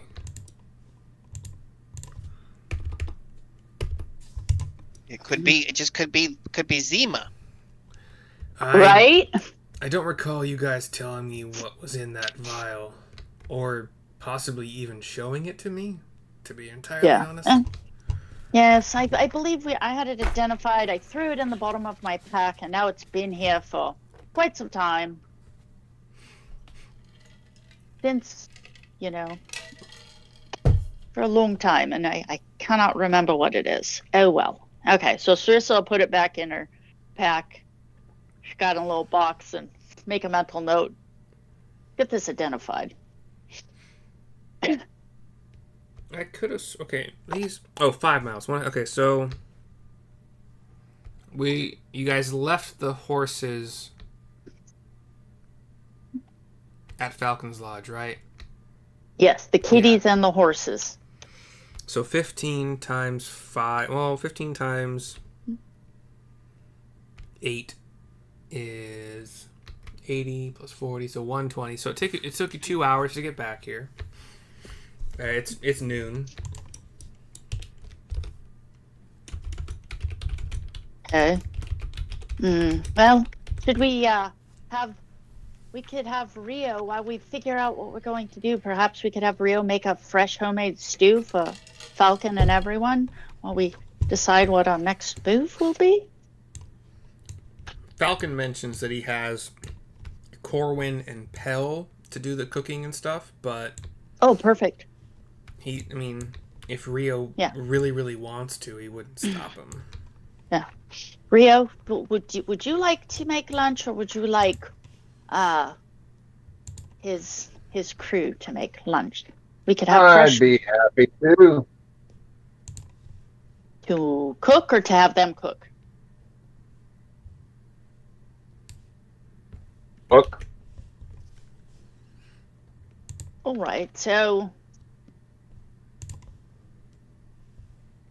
I suppose we should figure out what we're going to do. We need to go to town to find an armor to have them give us a price for the all these weapons. And then how do we get the weapons there? How do we move them all? Well, that could be part of. We could simply make an inventory, and if somebody's interested, they could bid on them, and they would be responsible for. Or we could make a litter and hold them to town ourselves. We have horses. I and think Fluffy. we're gonna have to do that, because nobody's gonna Yeah. be like, "Oh yeah, I'll give you some money and then go get them out." Follow this map to where you say they are, and I'm gonna go get them. See, that's standard redneck behavior. You know what I mean? Go out to the Johnson's farm. You know where that tractor is on the side of the road? Okay, you go there and you walk 100 yards to that big oak tree and under. So, but yeah, well, that's what we could spend our day doing, making a couple litters. We could go back and pick up the cash. In fact, on our way back, we stop at the cache, make a litter, load up those weapons, drag the litter behind us back to Falcon's. We might have to make a second litter to put the rest of the weapons on, and we could make a trip to town. And Well, yeah, So- we just take them all to town directly so that we can Yeah. sell them. yeah, well, we have to go to Falcon's to pick up the second part, so we can make a cache. It's not that hard, you get. The second part. If What do you you- mean? Well, because we have them cached in two separate areas, so we got to stop by the first one, Oh. build the litter, which is two longer poles, trees, with something lashed in between where you put it on each side of the horse and it's drags, and we'll get back, and if we could build a second lightweight litter for the second horse to drag behind them, because you can still ride them with litters, or so we don't overtax, or we could have Fluffy just tow the lot while we take our horses and the litter to town. So it'll take a little doing, Yeah. it'll take a half hour, maybe an hour, because you got to chop down the trees and lash them together and blah blah. But it's overall it's not a taxing thing, and then we can make it big enough so that when we get to Falcon's, we can just add the rest of the weapons to that litter, and then just cover it with canvas or something. You guys had some stash buried Yes. near the gorge site, near the gorge fight, right? Yes. And one of you wrote down where it was buried? Yes, Rio did. Rio's the one. I wrote down what we have, and Rio wrote down, Rio's the one that picked the spot to stash them, because we didn't want them getting wet and rusted, so he needed a high spot then it seems like we had a second. Sometimes I ask questions I just want a short answer to. Rio, Yeah. where'd you bury him? Or did we put him up in a tree? It seems like we discussed also caching them up in a tree and by a camouflaging them. tree. Yeah, there we go. Okay. Where? Oh, I don't remember that now. I told you guys specifically that I was not going to remind you where it was, and you would have Yeah. to take a note Well, to remember. It was around the goalie, and we just did lines and geometric shapes at the goalie, so there was, I don't think we actually marked on the map. I think there was a conversation that Rio That found. was not the map we used to bury it. Oh, but then we used the next one over that had the trees. Mm-hmm. Okay, so yeah, he picked a tree. The next one over that had the trees? It was a tree map. There were trees on it. the circle of thunder? You mean? Yeah.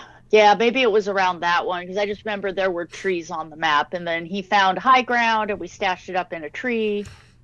And So Rio made note. if you guys scroll to the right on the current map, like this is the map we used for the gully fight. Yeah. And this is the map where you also would have decided where to bury or hang or whatever your stuff. Then 12 o'clock in the first tree at 12 o'clock. So, like, literally directly due north? Yes. And The you- last whole tree before the border of the map. This map doesn't have trees. I mean, it does. The map I'm looking at does have trees. Yes, but this The is hunting also, lodge map? this is also not where the gully fight took place. We used this map so I could draw the gully fight because there wasn't a map for it.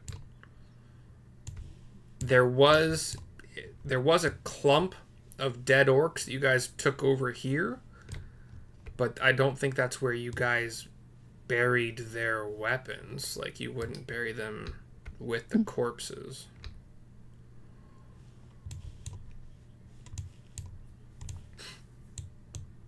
So, because nobody wrote down the thing that I told you you would need to write down, let's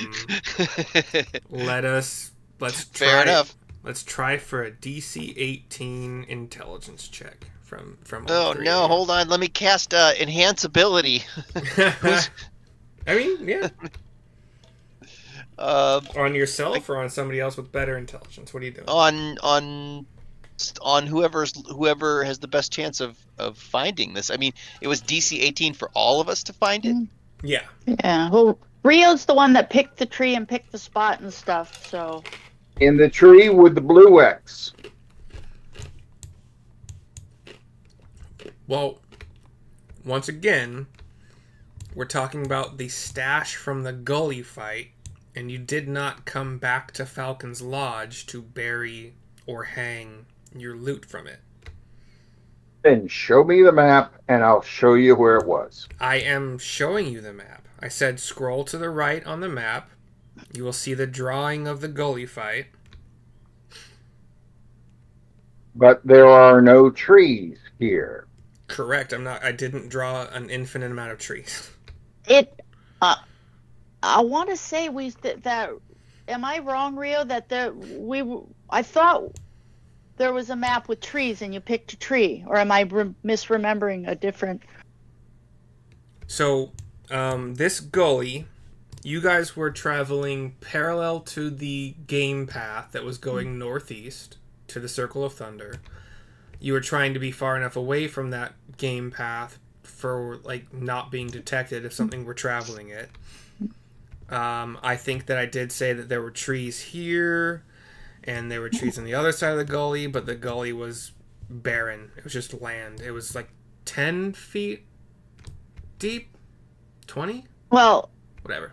and yeah, it was 10 feet deep, and 30 feet across, and while we were systematically It was going 60. through and I was inventorying the weapons, Rio was gathering them up and picked a tree and then put them up in a tree. Yeah.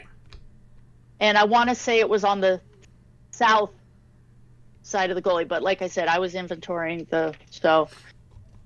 Yeah, I don't know, for some reason it seems like we looked at a map with trees on it too, but I think that might have been it could have been the next map vines. with the Circle of Thunder. Yeah. The vine fight was also a blank black map because it also doesn't have a map for it. So I drew it. Rio, I'm circling right here because it seems like there was a high spot here and we put them up in a tree and we camouflaged them in this area. So Sarissa has said to the south, which would be this direction, and then she circled to the west, and then Rio said to the north.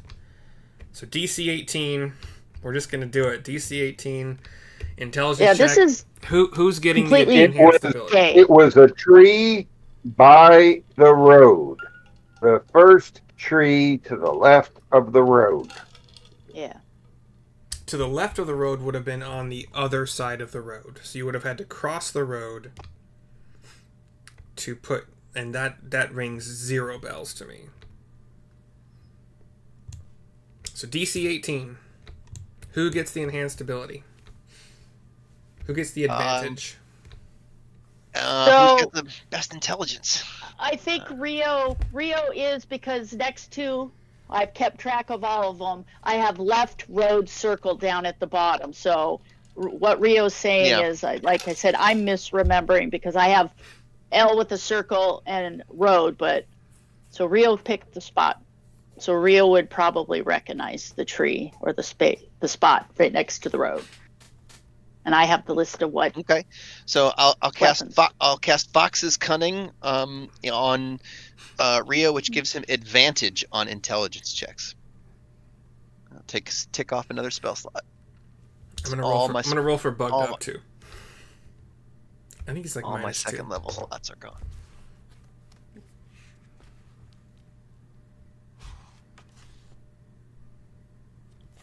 Bugged Up is -3. I don't think there's any way he can do this. But he wants to participate. That's a 0.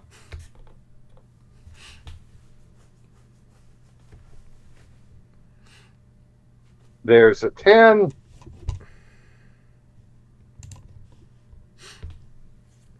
It's also not a saving. And I've got advantage. It's not a saving throw, it's a check. It's probably the same for you, though. It is the same for me. And there's a 20. There you go. Cool. Nice. So, you find it. So all of the shit that you hung, buried, whatever it was, you have. You can create litters. They are going to... Since it's on the way to Falcon's Lodge, you do not get there by noon, because it takes time to do that. Cutting down or stripping branches, cutting down saplings or stripping branches to create the litters, since they're going to be very thin, is around what Shannon said. It's not going to be a long time to do that, so half an hour per litter. So you get there by 12:30 instead of... But you don't have horses, so is Bug Dog dragging this one? Yeah, you can. Okay, so with Bug Dog dragging it, doesn't slow you down very much. He's quite strong. So 12:30 back at Falcon's Lodge. I believe, as you guys said, there was another stash of Falcons. Yeah, he's got... He was storing your portion of the Thunderboar's meat. And I don't remember the exact number. I can probably find it somewhere, but there's a bunch. But I don't believe you guys are trying to grab all of your portion at this point. No. And then whatever weapons or other gear that you stripped from the massive orc battle here, you have stashed. I did not ask you to remember this one, so it's exactly where you think it is. And yeah, you guys having lunch?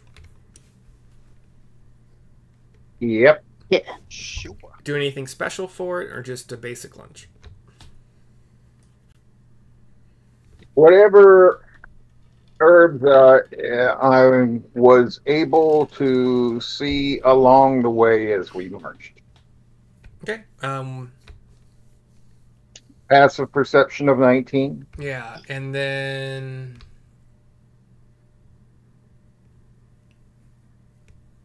Do you have the... Herbalism is a skill, right, in this game? Or is it something else? Is it called something else? No, that's just under survival. Oh. What am I thinking of? Pathfinder. No, there's a 5e... It's not alchemy, it's... Herbalism kit. Okay, there you go. Thank you. I'm sorry. Yeah, you find... I mean, you find plenty, no problem. For at least, let's say 3 meals if you want to jot down an extra 2 sets of herbs. And everybody enjoys the food. It's cooked and consumed by about 1:30, anything you guys want to talk to Falcon or anything else during this time?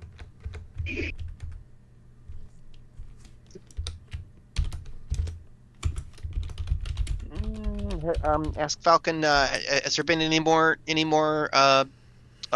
rumors or sightings of the dragon? I have been here with not much of any news from anything or from anybody about anything really. No. Yeah. Okay. And nothing more about any anchorites or any other problems. How long have you guys been gone from Falcon's Lodge? It's not far away. 3 days? Like, but you guys do a lot of long rests. That's the thing. Like, has it been 3 days? You're right.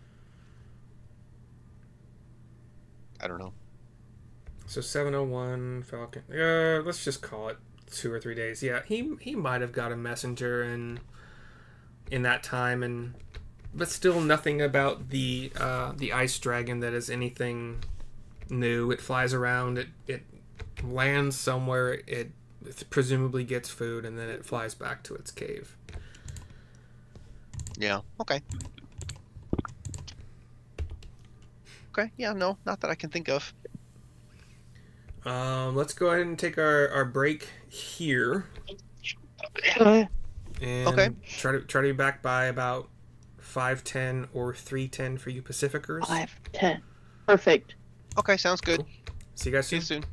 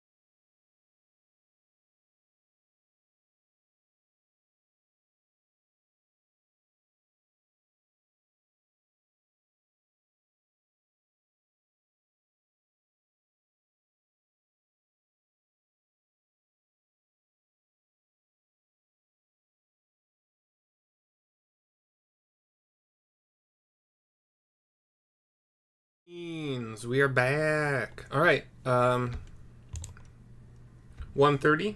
Lunch is consumed. What you guys doing? Pick up the litters and march on. So you get your, Keeping an eye open for tasty herbs for dinner. Okay. You do still have enough herbs, as I said, for 2 more meals from your trip from the Thunder Circle, or Circle of Thunder, to here, to Falcon's Lodge. But yes. Along the way...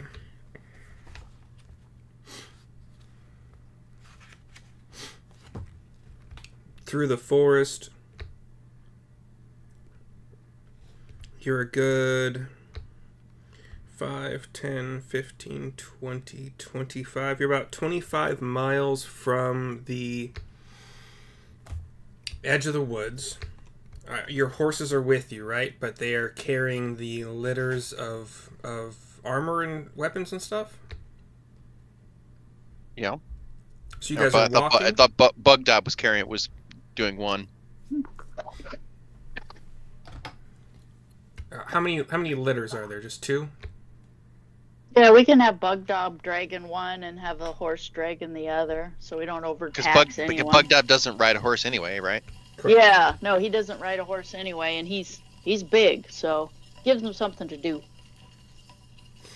Okay.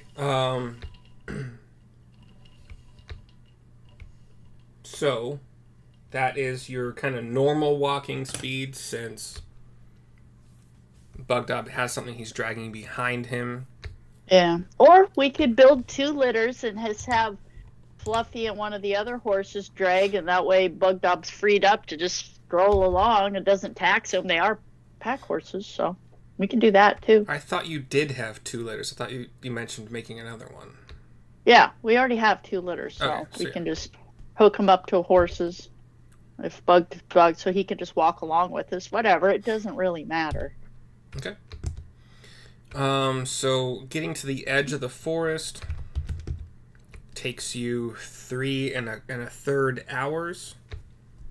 Rio, you can once again add enough herbs for 3 more meals. And you make it to the edge of the forest. Let's see, 4:30 and 5. Around 5:15.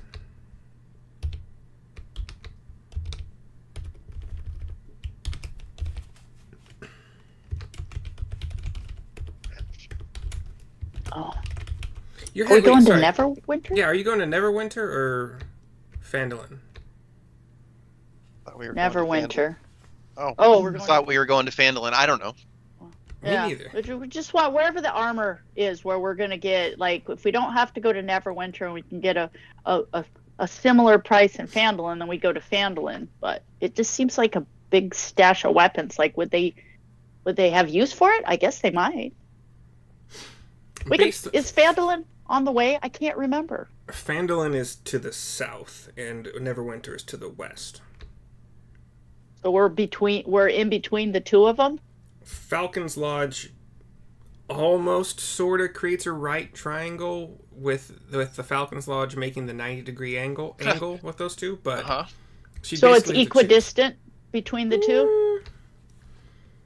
Because if it's equidistant, I vote we go to the big town, because you probably more people to choose from, better prices.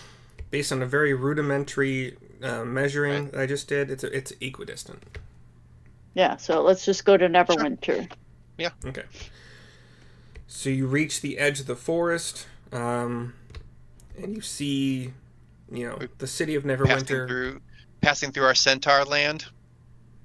Centaur territory. If you specifically want to, you could. It would just tack on, that's another hour. Well, we could also potentially leave the kitties and Bugdub with the centaurs when we head on into town, because they're not that far out of town. You know what I mean? That way, sure. Bugdub and the kitties and everybody there, and then we could just, the litters and the right, and our undead horse. yeah. Just leave anything that's gonna cause stairs more stairs, and then and then it gives the kitties a chance to visit with the centaurs and everything, and then we'll get our money and come back and grab them on the way back. Are you guys wanting to spend the night at the centaurs? Yeah, we might as well, because we're there, and then we could head to Neverwinter in the morning, sell our goods, maybe get out of there in the afternoon, make it back to the camp, and figure out from there. Sure. Okay. Huh. Then anything you guys want to do? I mean, you're greeted by the centaurs. They're familiar with you. They haven't moved on to their next, like, nomadic campsite yet, so they're where you left them. Anything you want to talk to them about, or... Larissa's going to show Xanth the shimmering blue liquid and be like, did I discuss this with you? Do you remember what this is? I do not remember you talking to me about whatever this vial contains. Yeah. Damn. Okay. So, yeah, that's all right, Neil. Anybody been visiting the Dragon Barrow recently? Or you been going by there? Keeping everybody scared away. Wasn't that our plan? Keeping them scared away until we could... Yeah. We were going to like come back here and take this place over. Yeah. If I remember correctly. And we told that guy in Neverwinter, like, no, the will-o-wisps are still there. It's still dangerous because we Don't want to go back set there. up our own tourist endeavor here eventually. Right. That's exactly what we want to do. I remember that conversation. Did you guys... We convinced the guy too. We You scared had him because I did You had a good enough, not like a lying check, whatever it's called, deception. Yeah. I want to say I rolled like with my plus. I came out to like 21 or 22. So the dude bought it hook, line, and sinker. Like, oh, Okay. the college guy or whatever we were talking to. Yeah. Then the centaur Xanth would say, as far as my scouts have told me, there have been no abnormal inquiries or incursions into the Dragon Barrow. Okay, good. All right, well, we're going to go into Neverwinter to do some trading, and Bugdob and the kitties need a place to hang out. You think they could hang out with you? Xanth looks at you as if this is a, like, not meaning to be mean about it, but as if it is a dumb question and or a foregone conclusion, as at least one kitty prances along his backside and Yep. Ed pounces. yeah, and he gives you like Awesome. a little, yeah, dude, it's fine. Awesome. Who doesn't love a good kitty? Yeah. Well, Okay. but yeah, a good kitty, sure. Bad kitties, no. Yeah, bad Yeah. kitties, no. Okay, so if that is all you want to talk to the centaurs about, maybe there's a little rejoining little celebration, not full blown, just, you know, a little bit of music, a little bit of guitar, whatever, sitar, whatever it's called in this game. And you wake up the next morning and take your long rest if you need to. I know some spell slots were burned, Yep. so. Thank you. And I think Sarissa burned some paladin healing hands, lay on hands things. And by the time breakfast is had, are you gonna make a special breakfast for the bonus, or?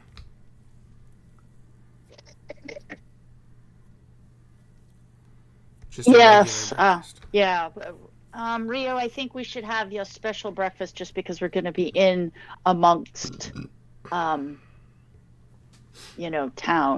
And we can, because technically I still have my 2 retainers too. We can send them off in town to go do stuff and get stuff for us while we go deal with other stuff. Like they could take care of the pedantic things while we go to the armory and stuff. It is Since the retainers are almost never mentioned as existing around you until you want them to do something, it's interesting. I think we left them at Falcons. Like when we went off to the Tomb of Doom, they stayed at Falcons. It's and interesting. Stuff and just stay there and help him. How but long we have would you take had them them? down. Technically, since the beginning of the game, I just never bothered. So maybe they were with you in these dangerous times and theoretically could have died, but like since I didn't really know about it. Well, no, because we tend to leave them out. Like when we went to the Thunderdome, they we left them. But tend to means a pattern would have had to been established, and this is the second time ever. I think they got left at Falcons. Anyway, it's a funny. It's part of your background, right? Yes. It's a funny thing that. Yeah, I probably should have read more into your background. Your background, that's right. I know which background you're talking about. So, you guys wake up, you have breakfast, and you're good to go from the Centaur camp by 8 a.m. Since you're going into town, in theory to negotiate or get the best price you can for these things, does anybody want to change what they normally get their +1 bonus on? Or are you still going with strength, wisdom, dex, whatever? I think Neil's already charisma, but Sarissa, you still going with strength? Yes. Okay. So, let's say that you get out of the forest now.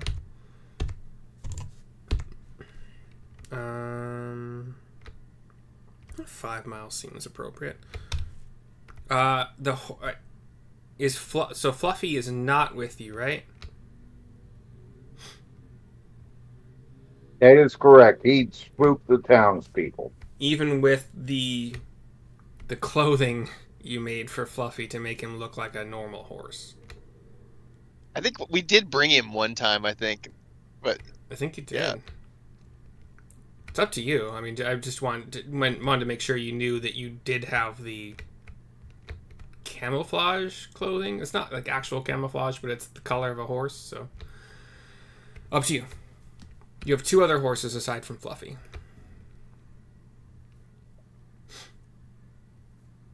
Three?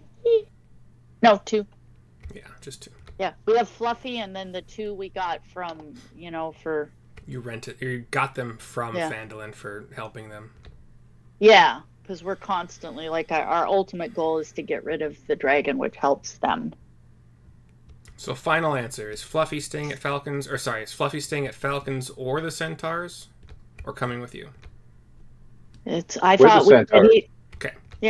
we already said that. Yeah, I just wanted to remind you guys that Fluffy was technically already in Neverwinter once, I think, with the clothing that was made primarily for him to blend in. So I just want to make sure. Right.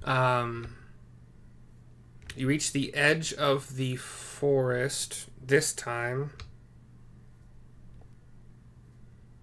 Are you guys? Is Bugdub staying, right? With the centaurs, yeah. Okay, so let's say the horses move at 10 miles an hour because they're carrying the litters behind them, right? Striking. Yeah, so they're a tad bit slower than they normally would be. So because instead of 15, they're going to go at 10. They're just rudimentary litters, so we wouldn't be hauling ass or anything. Yeah, so a little bit less than an hour, 50 minutes gets you to the edge of the forest. You can see the Dragon Barrow to your south, to your left with a bit of an angle, but it is to the southwest of where you leave the forest. And Neverwinter's just dead ahead to the west, basically.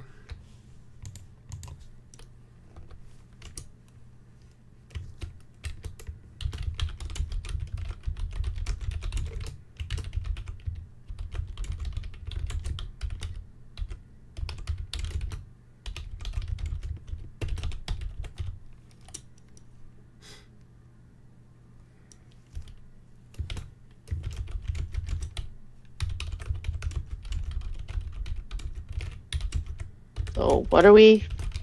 We're trying to figure. Aren't we going to Neverwinter? Yeah, I'm just giving you things along the way in case you want to do anything on the way. Nope. Let's just go to Neverwinter and get these tools unloaded. All right, so we got 5, 10, 15, 20, 25. So another 25 miles at 10 miles an hour. 250 minutes. Obviously, that's pretty easy to... So that's 3 hours and blah, blah, blah. So you reach Neverwinter. My keyboard is sticky from something I spilled on it, like, weeks ago, and it's just now... I thought I cleaned it. Damn it. Actually, that works out pretty well. So by about noon, you reach the gates of Neverwinter. You three with 2 horses, having 2 litters dragging behind them, and the guards, as they usually do, they stop you in the line with everybody else trying to enter Neverwinter. What's the purpose of your visit? We're selling weapons. What kind of weapons? Mostly shop weapons, but some useless weapons like a net. They ask to... and some shields. They ask to inspect what you got. Sure.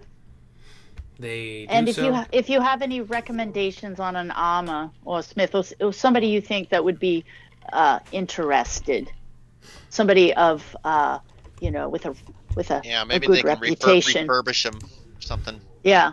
So just somebody, a respected businessman, if you know of one.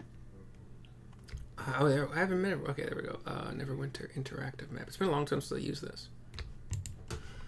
You guys have been there already. Just trying to remember what they would say to you. I think it's like right on the border here. That's the wall. Yeah, the Shining Knight arms and armor would be a good spot to at least start.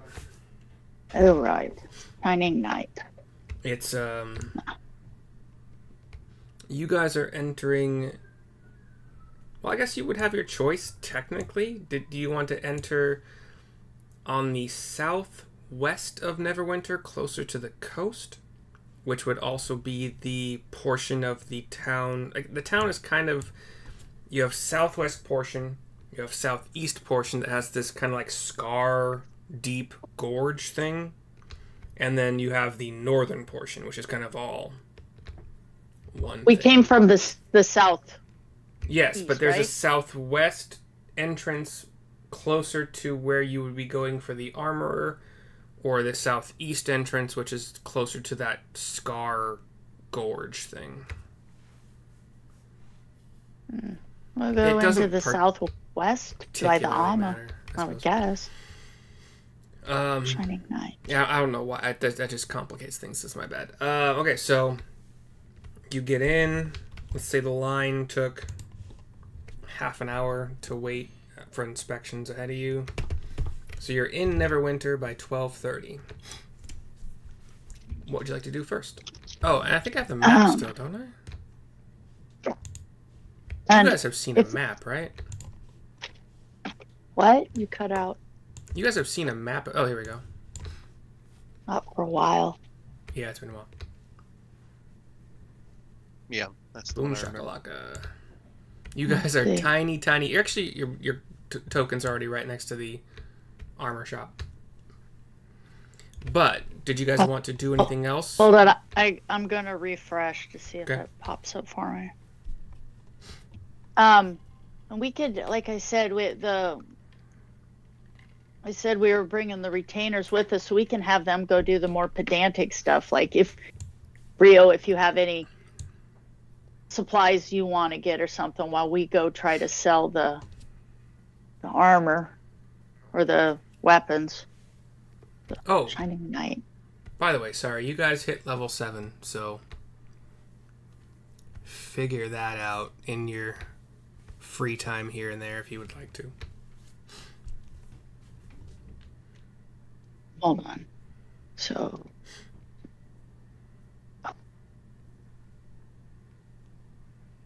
All right. Go back. So, all right, let's go to the Shining Armor. Or the Shining Knight Armory first, I suppose, so we can be done with get these weapons unloaded. Sounds And good to me. then, then we'll go get the Shining Blue liquid identified just because it's driving me crazy. Driving me mad. And then, Rio, do we need to do we need to do like any grocerying or that type of shopping do you want us to do? We can have the retainers go do it for us, or do you want to go do it ourselves? Yeah, sending retainers off to market is a good idea. Yeah. Vegetables. We need vegetables. All We need right. fiber. All right. So we'll take a minute for you to tell them what, and then. So yeah, we could have them doing that while we're at the Shining Knight, and then can we ask the Shining Knight guy where somebody is, like the closest place to get the liquid identified, so that we'll set up a rendezvous spot with the retainers, like meet us here, like back by the gate or something. I don't know. Okay. Revised prices for player hand. So we're down here. Your tokens are right here. Okay, You so gotta we're zoom. here. Yeah. Okay. So yes. I'm looking up veggies. Let me see. Carriage? No. Gosh, I don't know if that's gonna have anything in regards to veggies. You would think that it would, like, just food in general, like. Yeah, whatever. I can't imagine it would be like how many pounds of veggies do you want?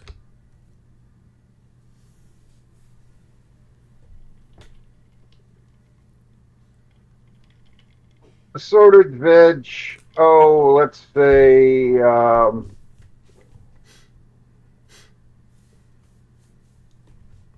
20 pounds. Okay. We will say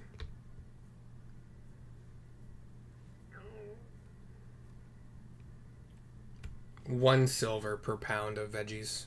So 2 gold. And they will make their way to your meeting point.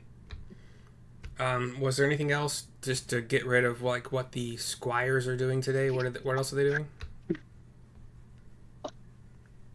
What was that? What else are the retainers doing aside from getting veggies? And what else do we need them to do, Rio? Do we, Can you just have them ask the armorers if they sell magic armor? I'm interested in pricing out some magic armor while I'm here. Yeah. I mean, well, what we could you send guys are the going to retainers the off armorer. to do the grocery shopping. We'll go to the Yeah. Shining Knight Armory. So how about we go do that, Neil and Rio? They go do the grocery shopping while the grown-ups take care of, the selling and buying of items. Yeah, I might need some of that money to actually buy what I'm thinking of buying, but it just depends. Yeah. Oh, So, the money well- from selling? Yeah. Yeah, so, well, we're here at the armory. Let's see what they'll give us for the weapons, and then we'll go from there. Yeah. They offer you any armor. Well, this is a big town, so they would offer you half of the purchasing price for anything you have in that inventory to sell. So 2 spears, 4 metal claws, 3 double-sided daggers, a net. We don't have to go through the club, inventory. It's 3 whatever suds. whatever the cost says on D&D Beyond to buy it. Cut that in half and add it to your gold. Basically. It's going to be a lot, obviously, but I mean, No, not it's a lot of it's- gold, It's but not a gonna. lot It's of not work. gonna be much at all. Yeah. Yeah, a lot of work for possibly like some items, some armor and weapons cost like 20 gold to buy, so it's 10 gold. You know. Yeah. So you want me to go through each one, or do you just want to give a price? I don't know what you have, so you're gonna go through everything and just do it by half. Yeah. Oops. And then divide it by 2. Add it up all. Yeah. Add Yeah, it all that's up true. and You divide could by add it 2. all up. Yeah, that's probably the easier way. It's definitely the easier way. Yeah. While that's happening, I need to figure out where that magic. I have a thing for magic items and what they cost, but I have a lot of things in my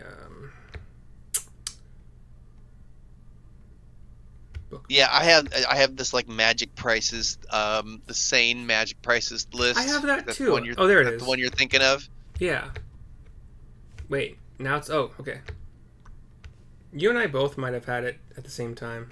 Or you may have sent it to me, I don't know. I'm not sure. Yeah. Okay, so what are you looking for? Yeah. Well, if you look under the section of game-changing items, +1 armor is listed there. That's dumb. Game-changing. It's +1 armor. Yeah. Yeah. They're saying that giving somebody a +1 or +2 like armor is game-changing. I don't know. Oh my gosh, this site that I have sucks so much. Is there a better link to it? Do you have a better link than the one I have? I have any It's not. flip. It's not a site. It's a file. I can put it in chat. Yeah. I swear to God, And you I can thought use I it or had not that file. as you feel. Economics? Oh, there it is. I got it. We're good.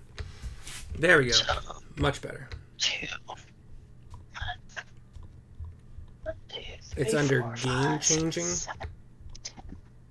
Oh. So 10. Okay. So sorry. What are you trying to buy? A +1 studded leather armor. Okay. Wow. Even like +1 plate would be 1,500. That doesn't seem right. Maybe you have to add the price of the Good armor point. to that. Let's Wait. see. I don't know.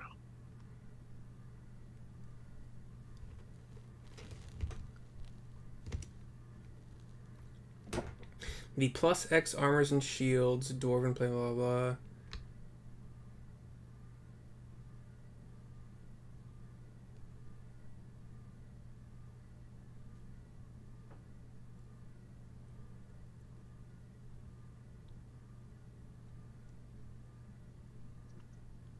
Huh. All items listed.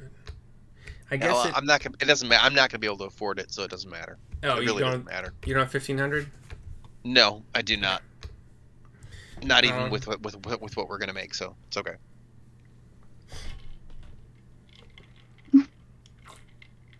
Because it's gonna be more than 1,500, right? It's gonna be probably like 1,500 plus the price of studded leather. For studded, isn't studded leather only like 55? Or Yeah, you're right. 35? It's probably super cheap. Yeah, let's just say that you're right. It just adds that 1,500 to the. 45 gold. Yeah. Literally right in the middle of the two numbers I said. Anything else you want to get from these various lists? Okay.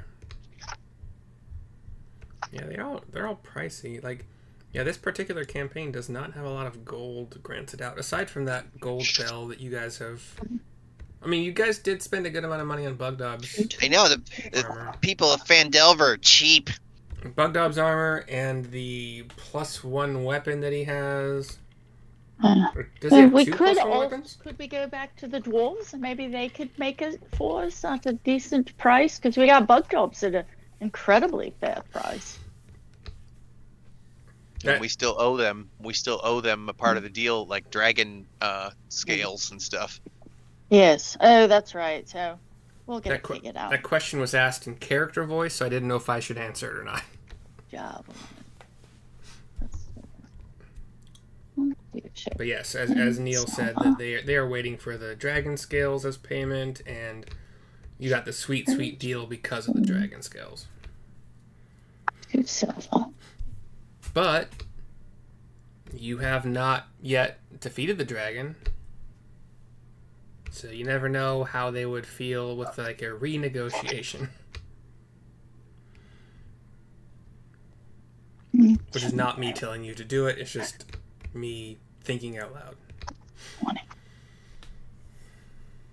Actually, we're not gonna get rich, but we're not gonna come out hosed from this sale.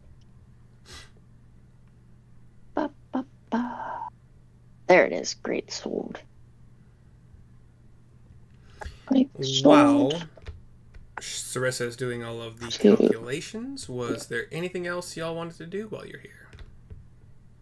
100. Right. Did you send one of the squires to have the blue potion identified? So, 2 swords. Or not squire. What are they called? Sword. Retainers? Pike. 1, 2. Oh, 10, 11. 11 times 1, 55. 55. Regular sword. Short sword? No. Sword. Sword. Not a long sword. We could buy some potions of cold resistance. 70. Would not be a dumb idea. They are not on this magic price sheet thing we're looking at, though. I just checked. Oddly enough, they are not there. It's probably under like potion of blank resistance or potion of or scroll of Actually, yeah. Let me see if there is some like weird little. What's 5 times 75? There's a potion of cold resistance in D&D Beyond that. 375. Sorry, John. Potion of resistance, 300. So I would say you could do that. Yeah. Potion of resistance would probably give you. What does that do? Hold on. Can one of you guys do your inventory and find out what potion of resistance specifically does?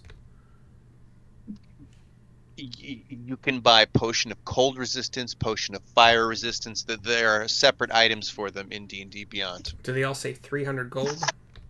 No, there's never any price in D&D Beyond for a magic item. Oh, for a magic item. I was going to say that's not true, but yeah, okay, I can see that. That's why we have to use this thing. I could have sworn for like potions they would have a price on them though. Nope. It's an uncommon item. Yeah. I think they leave it up to the DM, maybe. Yeah. Or this list. It also varies depending on like actual availability. Like you're in a big city, so availability is high. If you're in Phandalin, the availability would be low, and thus the price would be higher. But so let's see. Where would battle axe? Nope. Sword. What the fuck is the sword? Sword. Spear. Crossbow. Nope.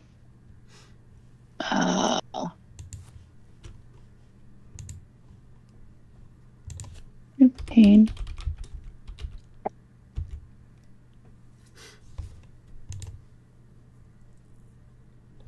So let's see. 15. Sword. 15, 15. 10, 20, 30, 45. We'll actually go off of what this says then. So potion of resistance being 300, and I mean, let's be honest, this This area has certainly known about the dragon threat and the fact that the dragon is cold breathing. Right. You have availability for sure. You can buy within reason, obviously, but you can theoretically buy as many as you want. Within reason. Take a. Yeah, I will buy one at 300. Okay. Okay. You got it. Okay. Awesome. What did you get, Neil? Potion of cold resistance. Nice. Logs. What's the big one? Take a.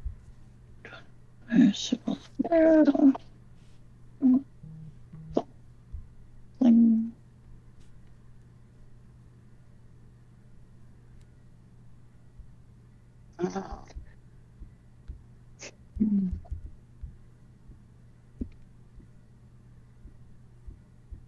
We gotta identify the vial too.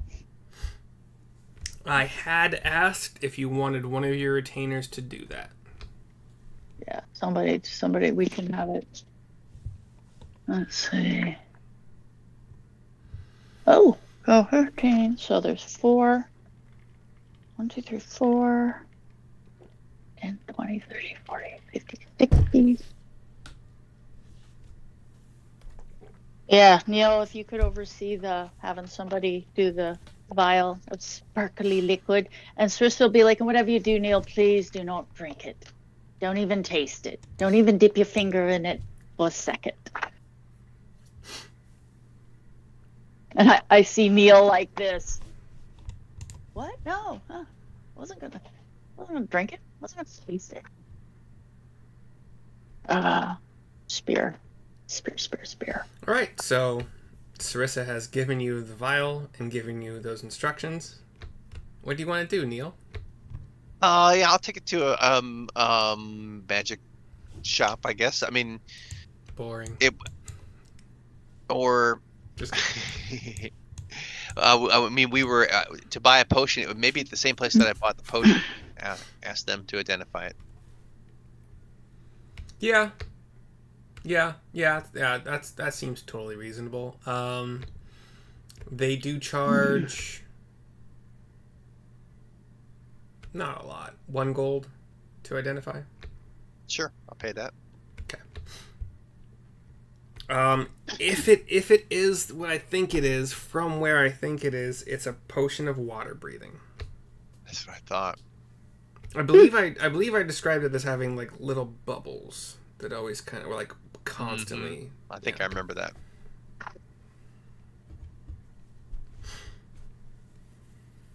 So yeah, now it is officially. Neil drinks it and goes and jumps in the river in the middle of Neverwinter, and you never see him again.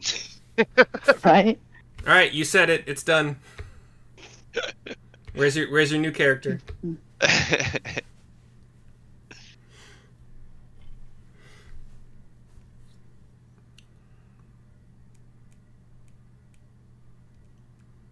Sarissa will be like, will ask, she needs to borrow an abacus from the owner. Let's see. I mean, technically, the owner would be the one giving you the total. 45. So when plus you, the player, come up with the total, that is the number this owner gives you. So 375. 375 plus 55.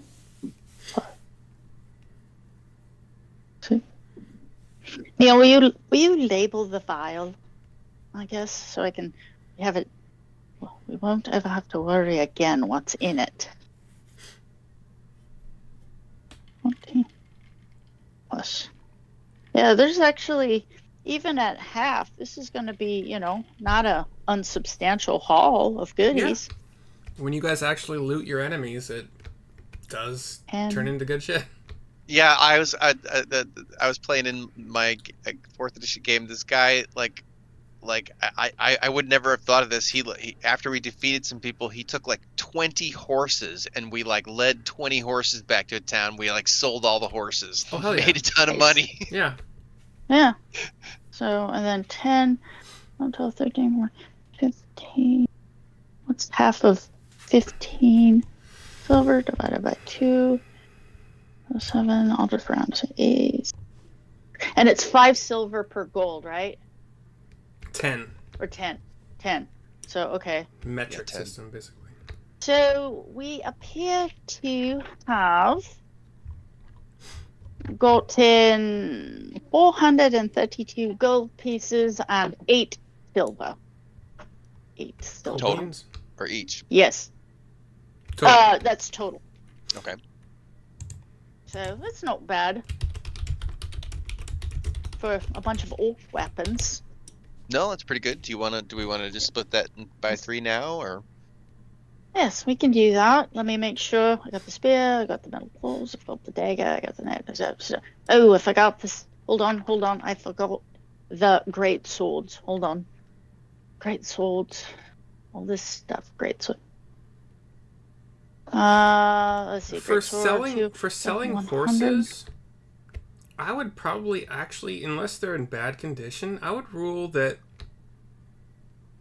you'd probably get the same amount, or at least close to. Like, it's not a half rule, I think. Like, if you find good condition horses and you sell them to somebody, you would get the full price that you would pay for them. Or at least 82. close to So, it. 482 So, divided like, by 3. 40 per horse, 45 maybe, depending on quality. 161 gold each. Got it. It's not bad. No. Especially in a You guys campaign like this. You guys want to buy some potions of cold resistance? We probably should because, yes. How much are they though? 300. Oh, that's so much. Do we need, well, for the dragon? Yeah. Because it's a white dragon, correct? Yes. Oh. Oh, you very much know by now it's cold based. Let's see. Let me see. So everybody add 161 gold. Hold on. Inventory. 161 gold. Add. I suppose we should each buy, I think they last an hour. well, what we could do too is we could see if we Right. couldn't trade in the underwater breathing potion and see if we can't get a slight discount for the cold. We could sell the potion of water breathing. Yeah, I'm fine with that. Yeah. I don't want to go swimming. Yes, and hold on. I do have, because I have my mithril chainmail now, I can get rid of this studded leather. So hold on. Yeah. So Circe's digging through her pack and everything. So hold on, I Yeah, have no to. problem. And it's a +1. So So all right. So if anybody has anything else they'd like to sell to the gentleman, because we've been collecting stuff, let's just get rid of it now. Now's the time. So hold on. 5 +1. There we go. So I'll get rid of that. Oops. And do you have anything you'd like to get rid of? So, and I do have, because I have the dragon's, so I don't need 2 swords, so I can get rid of my other sword that I have. So hold on, let me. Yeah. They don't have it all listed out. Like, you have to jump around because. Oh, yeah. So. Well, I think I do have a page where they are. Now that you mention it, I hadn't thought about it. Let me look. 45 plus. Oh, I'm almost done now, so it doesn't matter. But it's popped into my head now. So let's see. I got it to the sword. Oh, hey. I have a great sword. 1 pound of root vegetables is 2 copper. But that's not. There you go.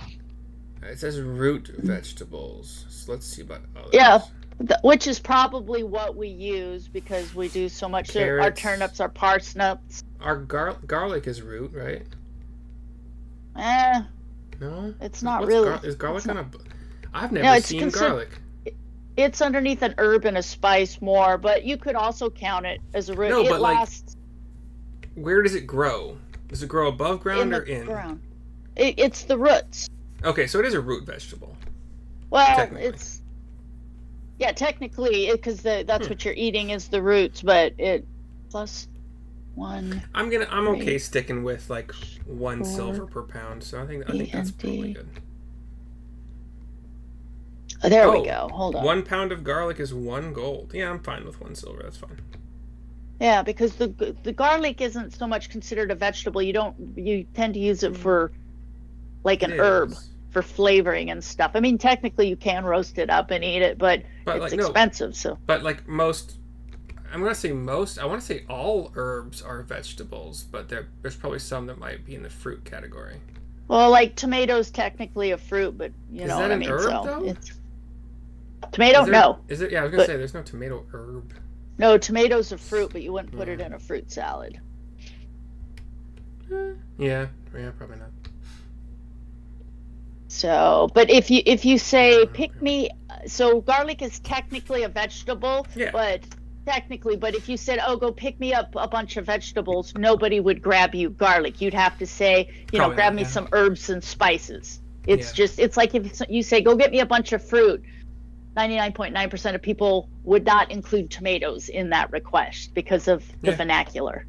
Yeah. I wasn't trying to be pedantic about it. I was just being like... Well, and if you use like the stems and stuff of the garlic plant, it is an herb at that point because you can cut up the greens for it and use them as a spice or an herb. Okay, let me go back to finding my price. Price. Okay, cost. There we go. There we go. So that one is, but they only give you half. So hold on. There we go. Let's see. You guys have the horses. So while you guys are here,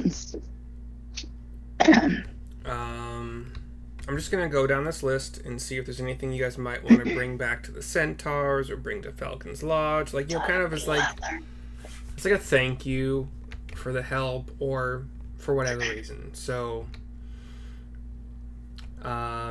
dried fruit for 2 copper per pound. Cheese for 5 copper per pound. Beans maybe for 1 silver per pound of raw or fried beans. Beans. 2 silver per gallon of milk. 5 silver per pound of butter. You can also do the same thing for like salmon, maple syrup, tobacco. So Rio, this would be your daily wick. As far as what you think we need and what we should bring as a gift to Falcon. Again, these are just like in case you absolutely want to, but like you can get the sense that some of the centaurs and/or Falcon's helpers would take tobacco gladly, so that's an option. Maple syrup as well. Or mist leaf. They got mist leaf. I don't see that on here. Yeah, it's a homebrew item. So I'm gonna. You need to make a call. So because I'm getting rid of my +1 studded leather armor, but because it's technically a magic item. I'll buy that off you. Well, the DM weighed in and said because it's magic, it said it can go anywhere up to 5,000 gold pieces, but he said because it's a studded leather armor, he tends to go with 1,450 gold pieces for that. He said because he doesn't bring it all the way up to the 5,000 mark, but he doesn't. Yeah, what are you talking about? As far selling it. we have this magical, sane magical item list, and it's 1,500 plus the cost of the normal armor to buy. Okay, so that's like how. Okay, 1,545. Okay. Yeah. Well, I, and that's. I don't have that much. Then the guy completely juked me because he said, "Oh, I tend to give him 1,495." So cheap bastard. Because I was reading a DM for him. I think he would be giving you more. Like I would be giving you 750 plus 22. 750. Unless you want to give it to Neil. Yeah, Neil, I'll just give it to you if you want. Yeah. But what can you do with it? You're tiny. You can't really wear it, can you? It's magical armor. Oh. It shrinks or expands. Oh. Okay, well, yeah. Do you want the +1 magical armor? Studded leather? Yeah, that's what I wear. Oh, it is? Okay. Well, there. Yeah, so, all right, I'll just give it to you then. Ah, that's amazing. Yes. Thank you. Of course. Had I known, I wouldn't have tried to sell it. I'm glad I said something. So, all right, so let me just sell So that the puts you at Hold on. 15 AC? Yeah, 15. So, yeah, here. So it's studded leather +1. So I'm going to remove it from mine so you can add it to yours, yeah? Yeah, sounds good. Okay, so And hold on, then, delete. Neil, are you currently wearing studded leather? Yes. I see Neil wearing it 24/7 now, Do you constantly. Do you want to sell your old one and give it to give the money to Sarissa? Yeah. Or keep it? Or like, it's up to you. I'm just asking. Unsold. If you're selling it and giving it to Sarissa, she can take 23 gold. Yeah. Yeah. All right, so 23 gold. Yeah. all right, that sounds excellent. What are friends for? You look studded leather absolutely, dashing. As I watch my studded leather armor all of a sudden just shrink down to like 90% smaller than it was. Can't even find it. Oh, there it is. +1, great sword.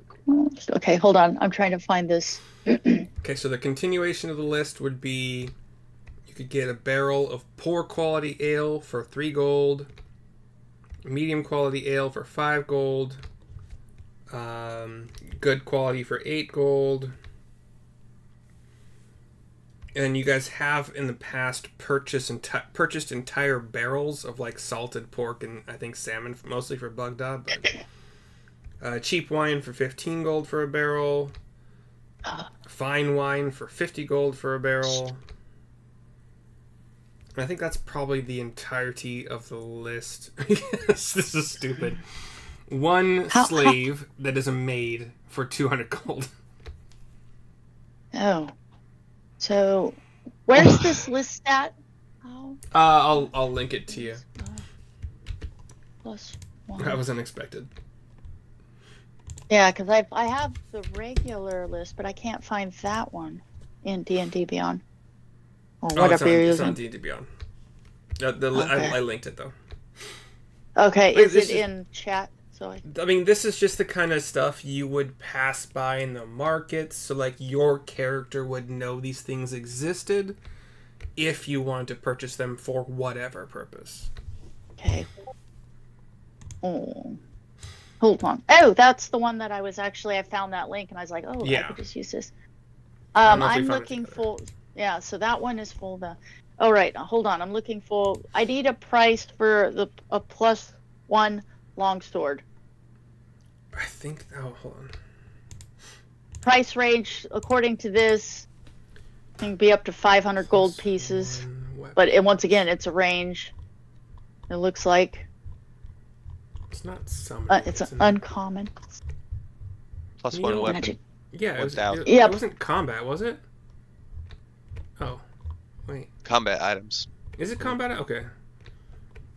+1 weapons? Oh, here we go. Okay. So, whatever the price of a greatsword... Is it a greatsword or longsword? It's a. Hold on. I think it's a great. Greatsword is... Longsword. This is, Longsword. it's not going to be it's not going to be any better than your Dragon Slayer sword. No. You realize She's that, selling right? it. Okay.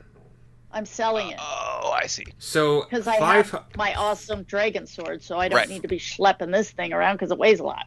500 gold for sure, plus half of what a longsword normally costs. Okay, hold on. Okay, I'll go from there. Long sword. Man, D&D Beyond just... Let me make this as difficult as possible instead of laying them all out for you.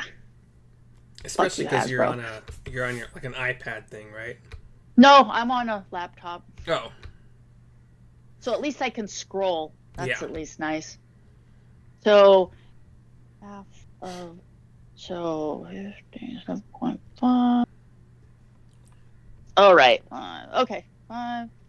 So, and Neil, thank you so much for the 23 gold, Neil. As I said, you look absolutely dashing. Ooh, you should put your cloak on. Don't you have that dress-up cloak you wear? Yeah. My fancy cloak, yeah. Yes. 507. I feel much safer now, thank you. Yeah, well, yes, we can't have you getting poked full of holes.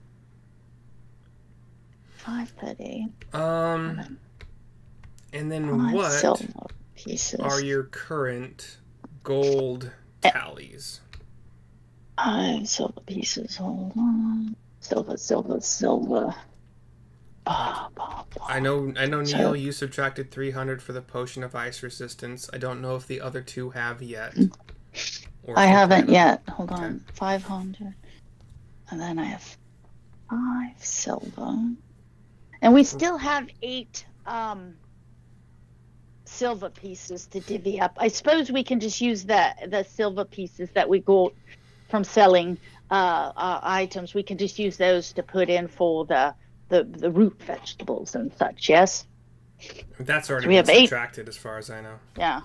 So how well, I hope one of you subtracted it. Yeah. So Rio? How much did you pay, Rio? We've got 8 silver here to help with the root vegetables and such. Haven't dialed in any payment on that so far. Yeah, it was 1 silver per pound for 2 gold total for 20 pounds. Here's 8 silver. You dropped out there for a minute. It is 1 silver per pound for 2 gold total for 20 pounds. Right. Well, then I'll dial in 2 gold. Here's 8 silver.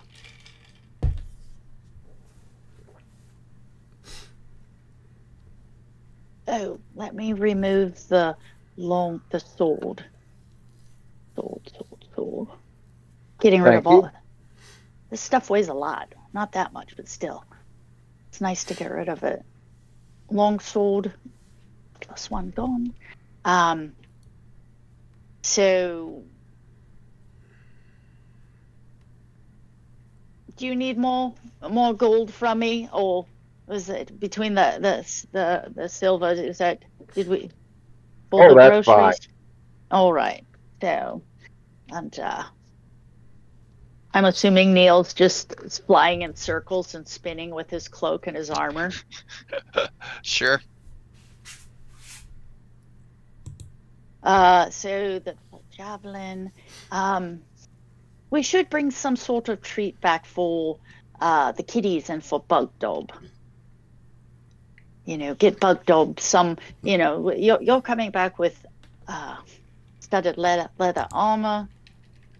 We should maybe, I don't know, some sort of tassels to hang on his armor or something. Just nothing expensive, but just something to, so he doesn't feel left out. Yeah, get him a sussy. Yeah, so we could go get him some big silver tassels he can hang on each pauldron or something. Yeah, and then the kiddies could climb up the tassels and stuff. Yeah, they could play with them and stuff, and they would look super impressive. And so yeah. I suggest silver, or do you think he would like gold? His armor's silver, so what we could get colored, like green or red, or what color would he like? Tassels. Probably gold. You think gold? like do ogres tassels like? that hang from his shoulder pauldrons Yeah, Yeah. basically. He can along pull them like off for along his battle. arms on the outside. Yeah, just just to zhuzh him up. The kitties can bat and play at him. He'll look a little extra, and he can pull them off for battle. Just something for the kitties to play with, and so he doesn't see us coming back with nothing for him. If he sits on his butt, like on the ground, then I think the kitties would have decent reachability with jumping at the tassels if they're falling down along his biceps. Yeah. Did you guys What- sell the what- potion of water breathing? Yes, we need to sell the 90 potion of gold. water breathing. How many? 90. 90. So I'll Nice. add that to the kitty that we have of our general. But what color? Do we ever see Bug Dog interested in any specific colored item? No. Like, does he like red or blue? Shiny, probably. Shiny, so silver or gold color? They're both very shiny. Silver, gold, platinum, brass, Let's bronze. get just a bright silvery colored big tassels, one for each side, Aluminum. Sounds good. Yeah. So While you guys are doing all this stuff, you would have hawkers or otherwise barkers or some, people of those natures kind of seeing what you're doing and offering you things here and there. So you would get offered a necklace of fireballs. You would be offered, because he sees your necklace probably, scrolls of protection, potions that heal for more than you're normally used to, Lemon shake-ups. potion of flying, arrow of slaying. and just so knows, I do have some gold that I've been picking up. Like when we were at the gully, I picked up 15 pieces of gold and some silver, and I've just been adding it to booty. Mhm. We haven't actually split it up. So that's how I see the potion of underwater breathing is 90 more gold to go into that. We can divvy it. We can. I'll add it up when we get back to Falcon, so we know how much we have to buy, common goods. Yeah, it's fine with me. I'm good. I Yeah. got my fancy new armor and my Yeah. potion of cold resistance. I'm good. Yes. So so I've got that from Neil. I've got that. So do any of the hawkers have like silver colored big old tassels?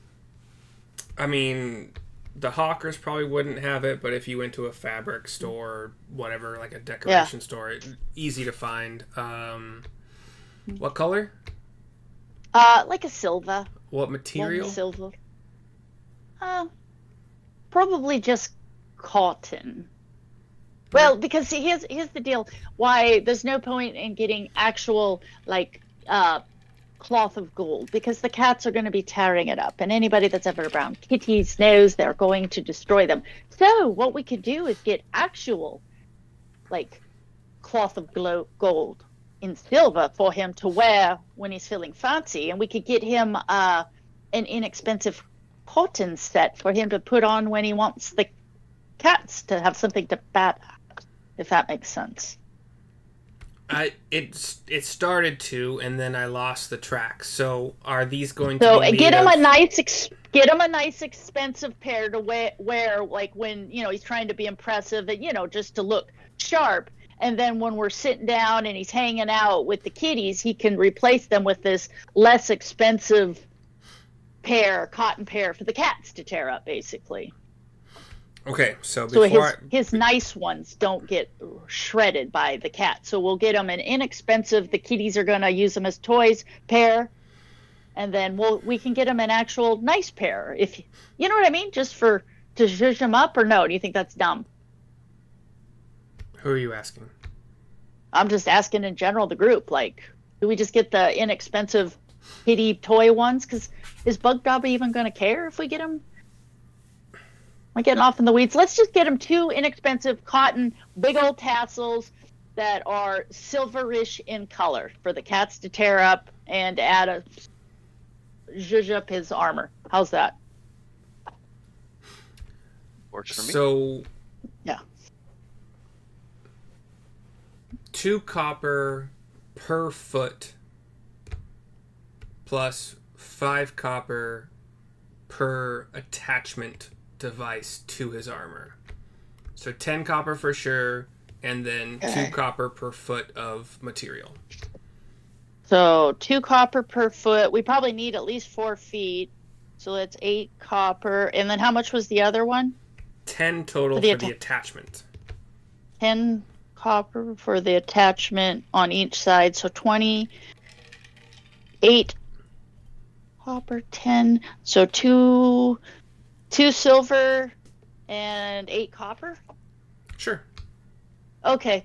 So we have a few copper pieces when we have a few silver, so I will pay out of our group coins we've been collecting from the gully, etc. So right. Yeah, so we'll have the 2 attachments, and then on each side a 2-foot, like hanging down with a big old tassel on each side. So are they a little extra? Probably. The cats will love them, and I'm sure Bug Dop can do this. And how you swing them back and forth. Remember how you'd pull your arms in when you were a kid and swing, and your sleeves would? Yeah, that's what I'm picturing. But then, silver tassels. As far as I'm aware, Neil is the only one to actually tell me he's spending money on the potion of ice resistance or cold resistance. Oh, I'll purchase one also. How much? 300. 300. Okay. 300? Yeah, for 1 hour of resistance to ice damage, cold damage. So, let me remove. Is that a yes from you, John, as well? I'll buy that. Okay. Cool. Takes me down to 3 gold, but I'll buy that. How is your gold so... Neil, what's your gold at right now? Silver piece. 600 something. Why are your guys' gold disparity so much? Because every time we go to town, Rio's going nuts buying stuff. But I don't... Did you add the 161 gold we just gave you? I dialed that in, yes. Okay. I don't remember charging Rio that much. Are we missing some dispensation of previous loot? No, or? Didn't he buy... Yeah, did you buy something super expensive recently? He bought something. Magic.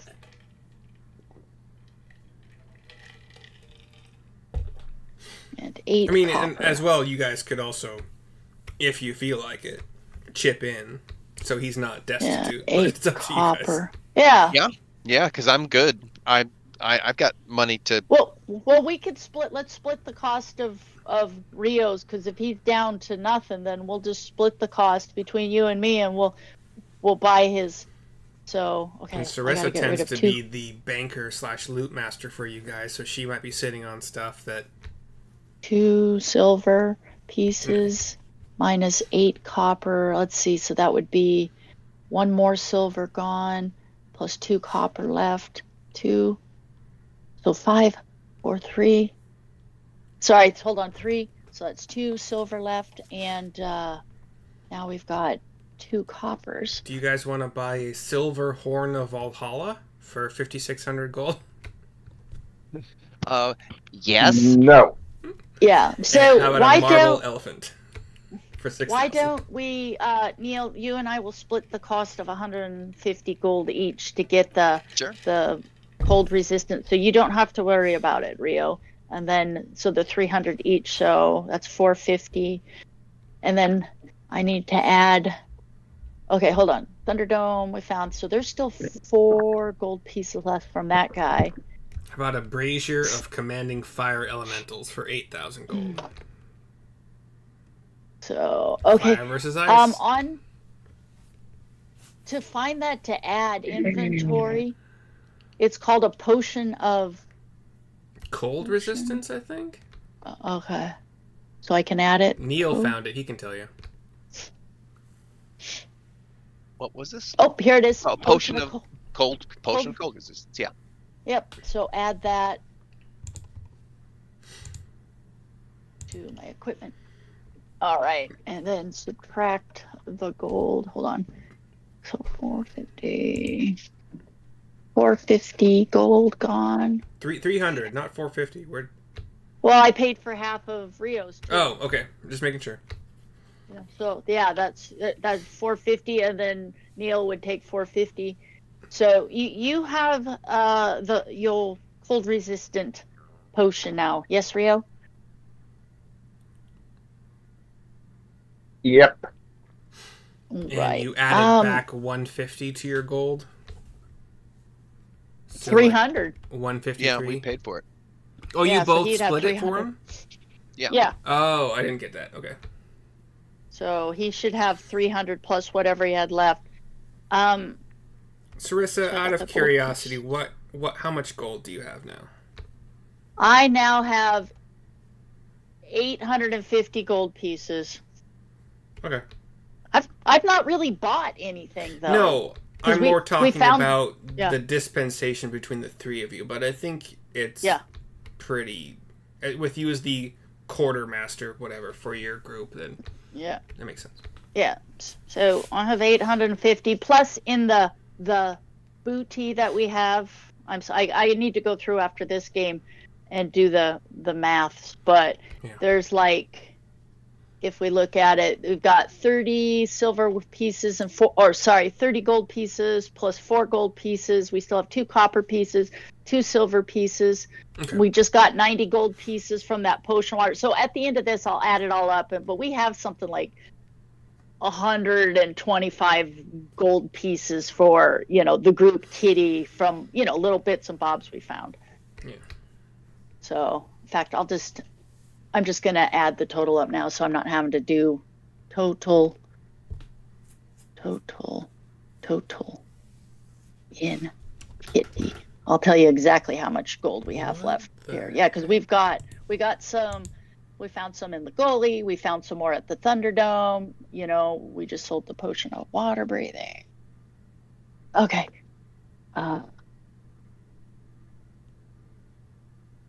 Okay, total in the kitty. Do you guys want to purchase a 600-foot tall colossus that costs 1,800,000 gold? That's funny. Yeah. 30. And that's just for stone. If it's made of mithril, it's 18 billion gold. 4. Like, who even... So, why does this page exist? Right? So we have 124 gold. In the group kitty, we have 2 silver pieces and 2 copper. How much does a 2 lawyer copper cost? pieces. There we go. 5 silver to 10 gold per day for a lawyer. That seems really low, but all right. All right. So, yeah, so when we need to go get stuff, just the bits and bobs when we're traveling, we've got our little group kitty here to just remind me to, and I'm keeping track of how much we originally had.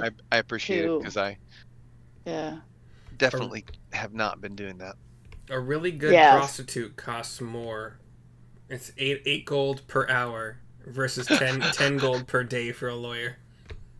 Stupid. Well, that's funny. In this day and age, I guess it would make sense.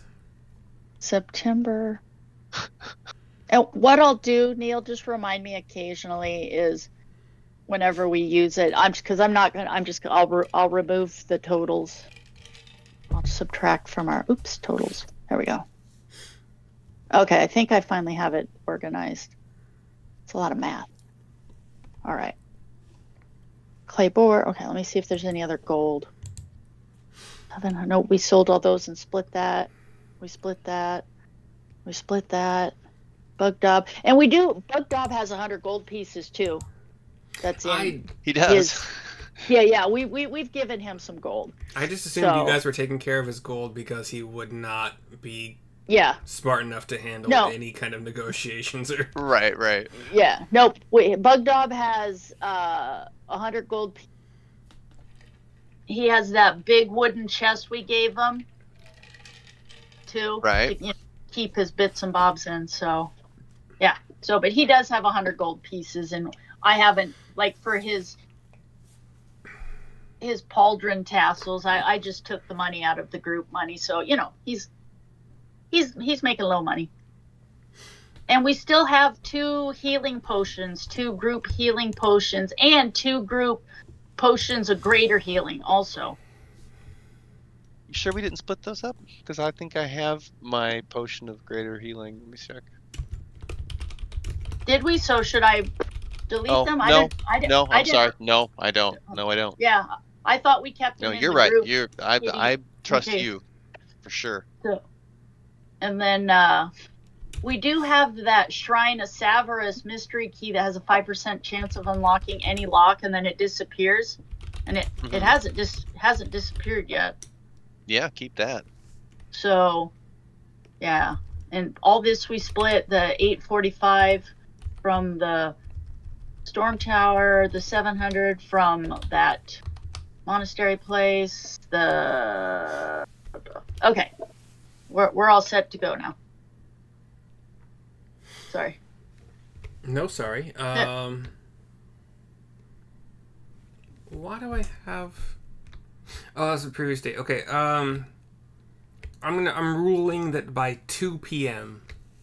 you have sold all of the weapons and armor and stuff you've collected from your defeated foes. You had your potion of water breathing identified and sold. You got your 20 pounds of veggies, your 3 cold resist potions. I don't think you bought anything else special aside from that, right? You got tassels. Okay, hold on. Yep. So for Bug Dob, 2-foot long silver tassels for each shoulder. Should we get some string for the kitties or something? Little treat. No, we've got enough food for the cats. Yeah. They're fine. The cats are quite happy with everything they have. They're spoiled. Yeah. Especially for cats in this day and age. Well, the centaurs like Rio's cooking. Rio, do we want to get a special? Well, we've got enough meat. Do you want to get any special herbs or something so we can make a kick-ass meal tonight with them? Because if I remember, they adore your cooking. That was what I was hoping for from the market. Okay. So, from your 20 pounds of veggies, I mean, that includes whatever herbs, spices, etc. you want. So, go crazy with that. Like, your imagination is the limit on what you bought with that 2 gold. Sweet. There was beer of various quality available. There's wine of various quality available. The list didn't include any like hard alcohol or spirits, but we could make it up if we want to. But anything else you want to get specially for the Centaurs or Falcon's Lodge or whatever? Should we go to a bakery and get some sort of bread? Specialty bread? No. Bread's pretty basic, but I love bread. I will say that I think the Centaurs would have a bread making process that you probably have witnessed with all the time you've spent with them, and they do a pretty good job of making fresh, delicious, nice, non-GMO, no pesticides. Maybe we could stop by a sweet shop and get some sort of chocolate or caramel or something for some sort of yummy dessert. That would be something that, like, sweets would be fairly lacking. Yeah. But you also don't know if... Yeah, you don't know if the centaurs are very sweet happy. They are at least half humanoid or 1/3 humanoid, so... And horses, like sweet things, so... Yeah, so we could go get some sort of caramel or chocolate or something. So, Rio, if you want to think of some sort of dessert we can make for dinner.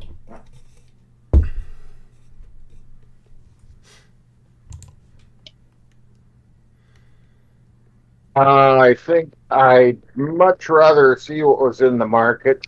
All right. Yeah, we could go to a bakery and get some pre-made, little tasty things. Now I want caramel. God damn it. I would put caramel. This might be wrong. Well, shit. Yeah, I don't know for sure. So the list has maple syrup. Caramel's just sugar that's been heated to a certain degree, Yeah. temperature, and kept steady for like 20 minutes. I was about to go in. So the list has 1 pint of maple syrup being 5 silver, 1 pound of maple sugar being a gold, 1 pint of honey being a gold, 1 pound of sugar being 2 gold. And those would probably be your reference points for what caramel might cost, or chocolate. Like, it doesn't list cocoa, but it really depends on if cocoa can even grow in these regions, and I don't see chocolate listed anywhere, so... We could just get some caramel and some kind of... Go to a bakery and get some sort of treats. I don't know, some sort of baked goods. Yeah, I would say, like, individual rolls... 1 copper per 5, like, handheld, like, Kaiser roll kind of things you can get at a bakery, or 2 copper for 5 bagels, or, it's not going to be super expensive. So if you just want to throw down 5 gold, you would have practically anything you want in those categories of grains, chocolate, caramel, sugar for everybody. Maybe even two servings for everybody. Sweet. Nice. Literally sweet. Yeah. So we'll just bring some goodies. Have a nice feast. Yes, you can put in your inventory various sweets and breads. I don't know. Whatever you want to do. So Treats for centaurs and Falcon's Lodge. I don't know. Whatever. yeah. Whatever reminds you. Sold cached weapons. Okay. So But yeah, that is still... I'm going to say that's still part of the... You're done with everything from shopping and selling, etc. by 2 p.m. It is once again... It was 25 miles, right? So 25 times 10... Well, your horses aren't super weighed down anymore, so... Wait, but they're... Here, you're riding them. sold. Yeah, you're riding them. So, 25... Sold. I just realized I've been doing this wrong. Damn it.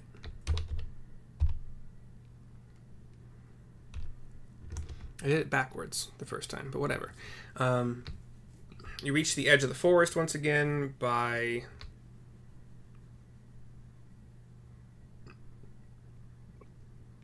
about 5:30. And then you reach the centaur camp. I think it's only like another half hour. No. 5 times 8. Yeah. You reach the centaur camp by 6 p.m. If that's where you're going. Yeah, we gotta get Bug Dob. Yes. So we'll get the tassels to Bug Dob. I'm assuming him and the kitties are very happy. Bug Dob looks at the tassels and doesn't know what they're for. You take them and you attach them to your armor, and they hang down. So they flash, you can go like this, and the kitties can jump and pounce on them. So you can play with the kitties and look dashing. You will keep the kitties preoccupied or pre-porcupied with play.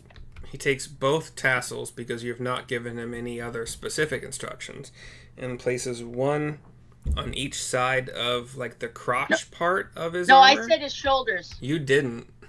Yeah, I did. You said armor. Okay, well, they go up on your shoulders, Bugdog. Okay. Unless you want the kitties attacking your own tackle. I don't think that would be very pleasant. They're 2 feet long, but whatever. He takes your advice and puts them on his shoulders instead. Yeah. Well, because they come with attachments that attach to the shoulders of his the holders. That's not what I said. I said they attach to his armor.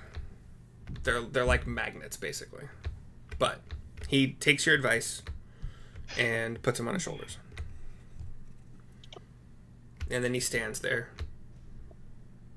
And nothing happens.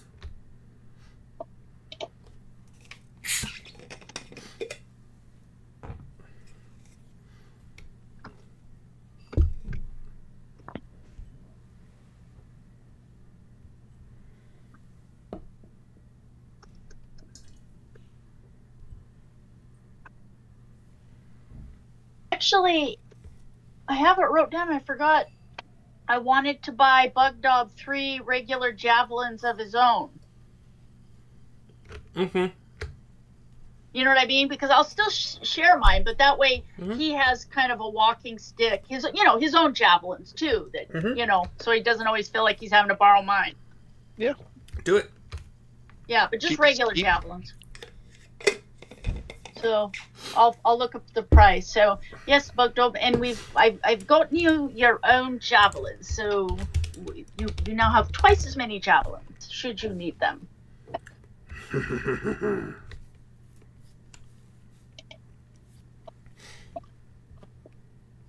I gotta find the price.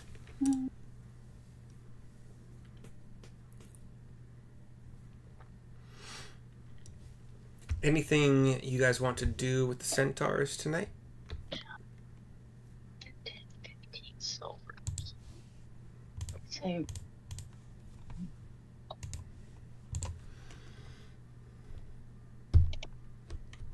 let's see, Bugdog.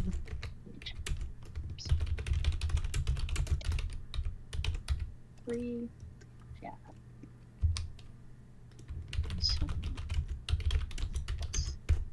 Sorry.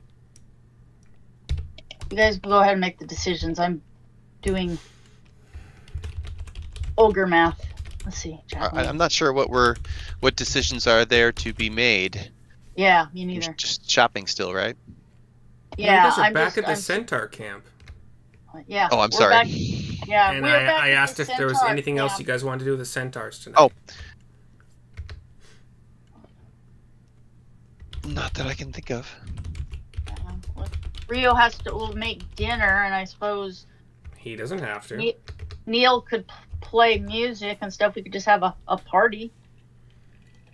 We could always have a party, right? Let's just have a party tonight. We brought snacks and food. Man, we got such good stuff in Neverwinter. I swear, we know how to live the adventuring life. Let me tell you. Yeah, and now that I'm actually paying attention, it seems like I would have got like a little something for Xanth, because he's the leader and we're dealing with. But I don't know what a centaur would use, like some kind of necklace, or you know what I mean, or something that you wear on his head, or like what would a centaur want? What kind of gift would a centaur want? Got me. Yeah. Like if you think of crown? something in the next week, we can say that you shopped for it and found it. Yeah, because he's not going to wear any kind of tackle or anything like a horse would, but but I could see him maybe or bells, because he tries to be silent. Maybe we could get him something like a nice like studded leather vest, or something that for because he's the boss, he could wear on his top half, Something. Let me think about it. Something that he would like, because he is the leader, and he has been really helpful. So. I know that I gave Xanth 2 more AC and like 15 more hit points than the other centaurs. He's 60 HP and he has 2 extra hit points. I think that was not... The AC was not from a shield. I think he had the same kind of weaponry as the others. So it would be from armor. So he basically kind of has studded leather already. Okay. So if we got him an actual shield, would that help his AC? He could use it a 1 arm. What would we get? What would be a good gift for him? Or even, just like a cool brooch or something. I don't know. What do centaurs like? What do centaurs like? Right? I have no idea. We know they like kitties, but what would you get the leader of a group that you're thankful? Or do you think he would just be happy with the fact we brought sweets and we're going to eat dinner with him and hang out? Yeah, it might be enough. Yeah. Oh,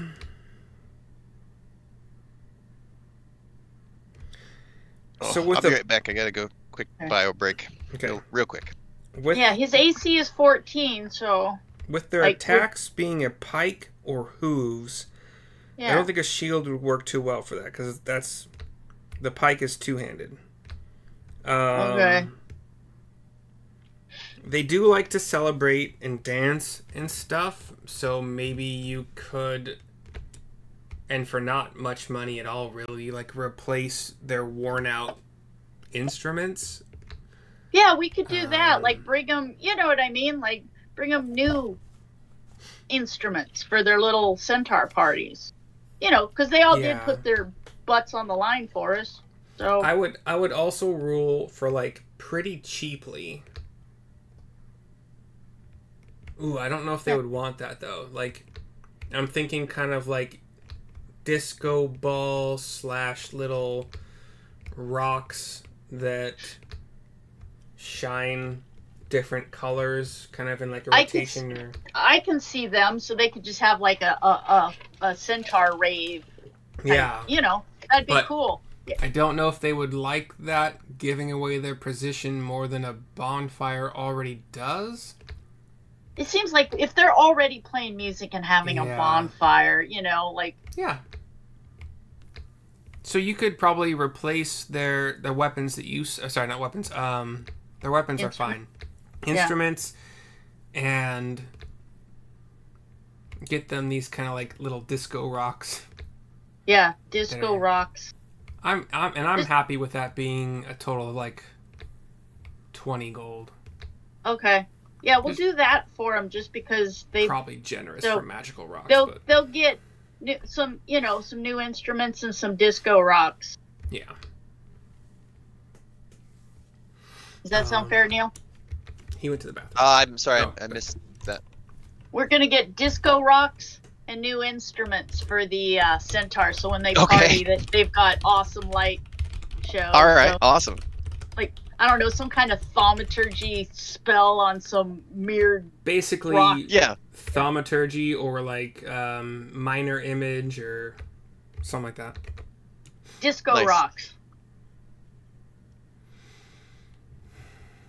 Okay.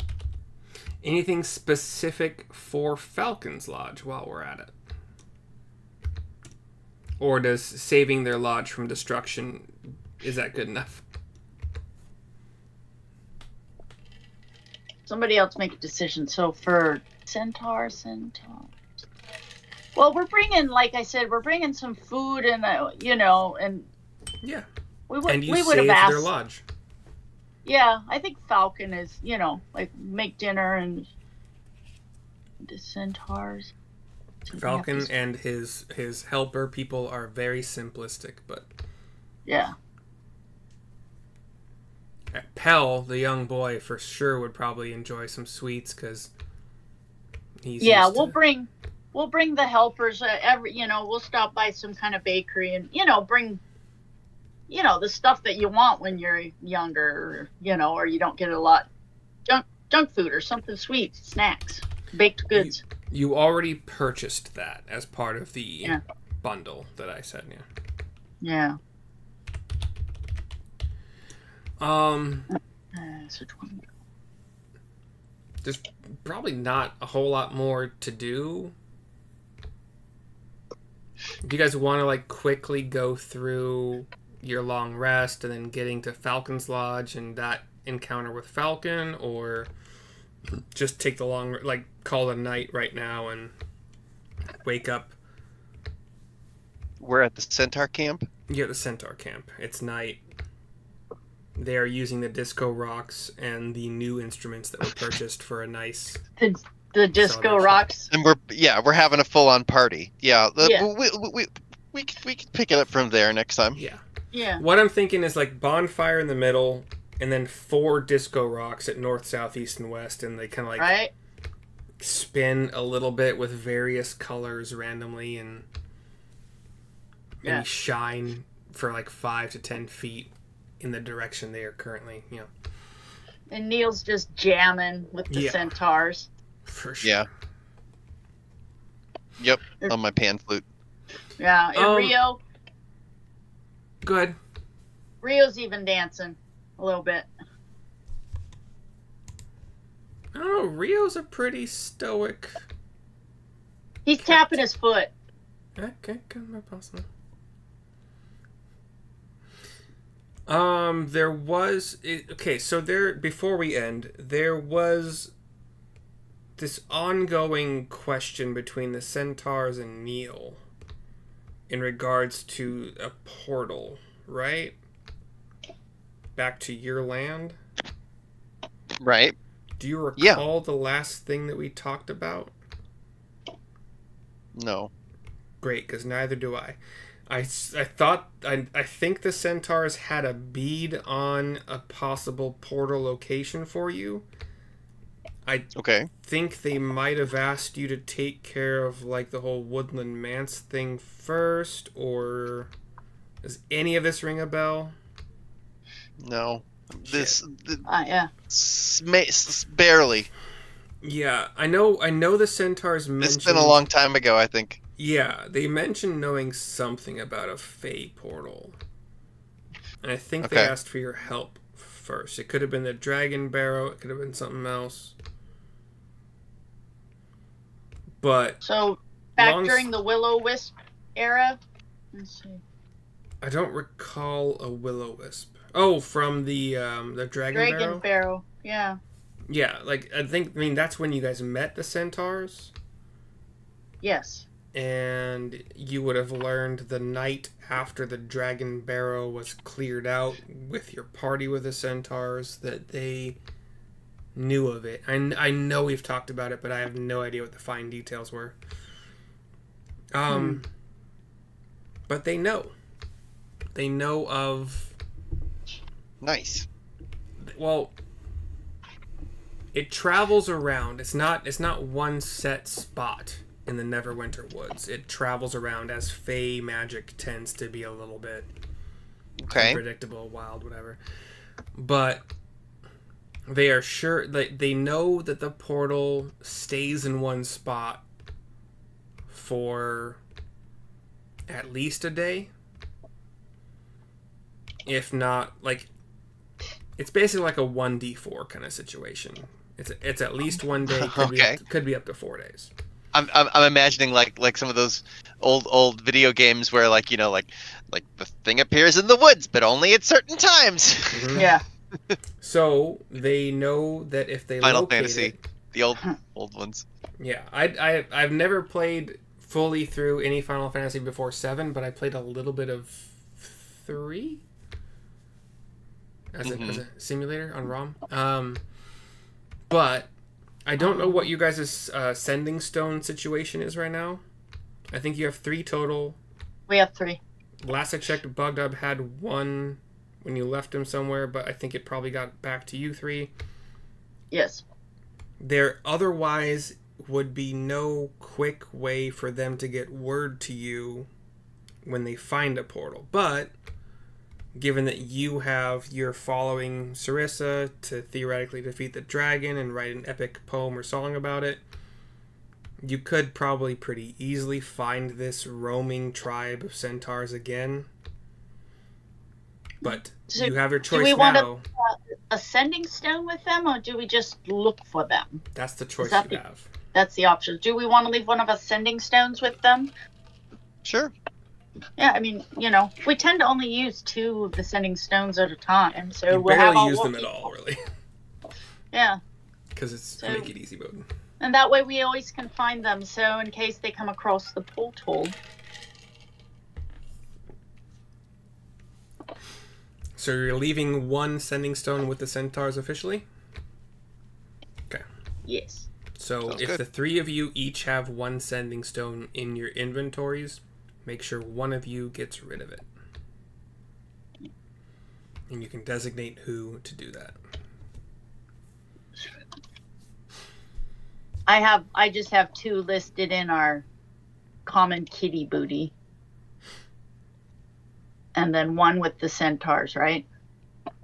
Officially now, yes. So let me put that. So You can carry it. You're yeah, carrying it so already. let me just make a note that 1 sending stone is staying with the let's see. 1 sending stone. And then we have 2 left.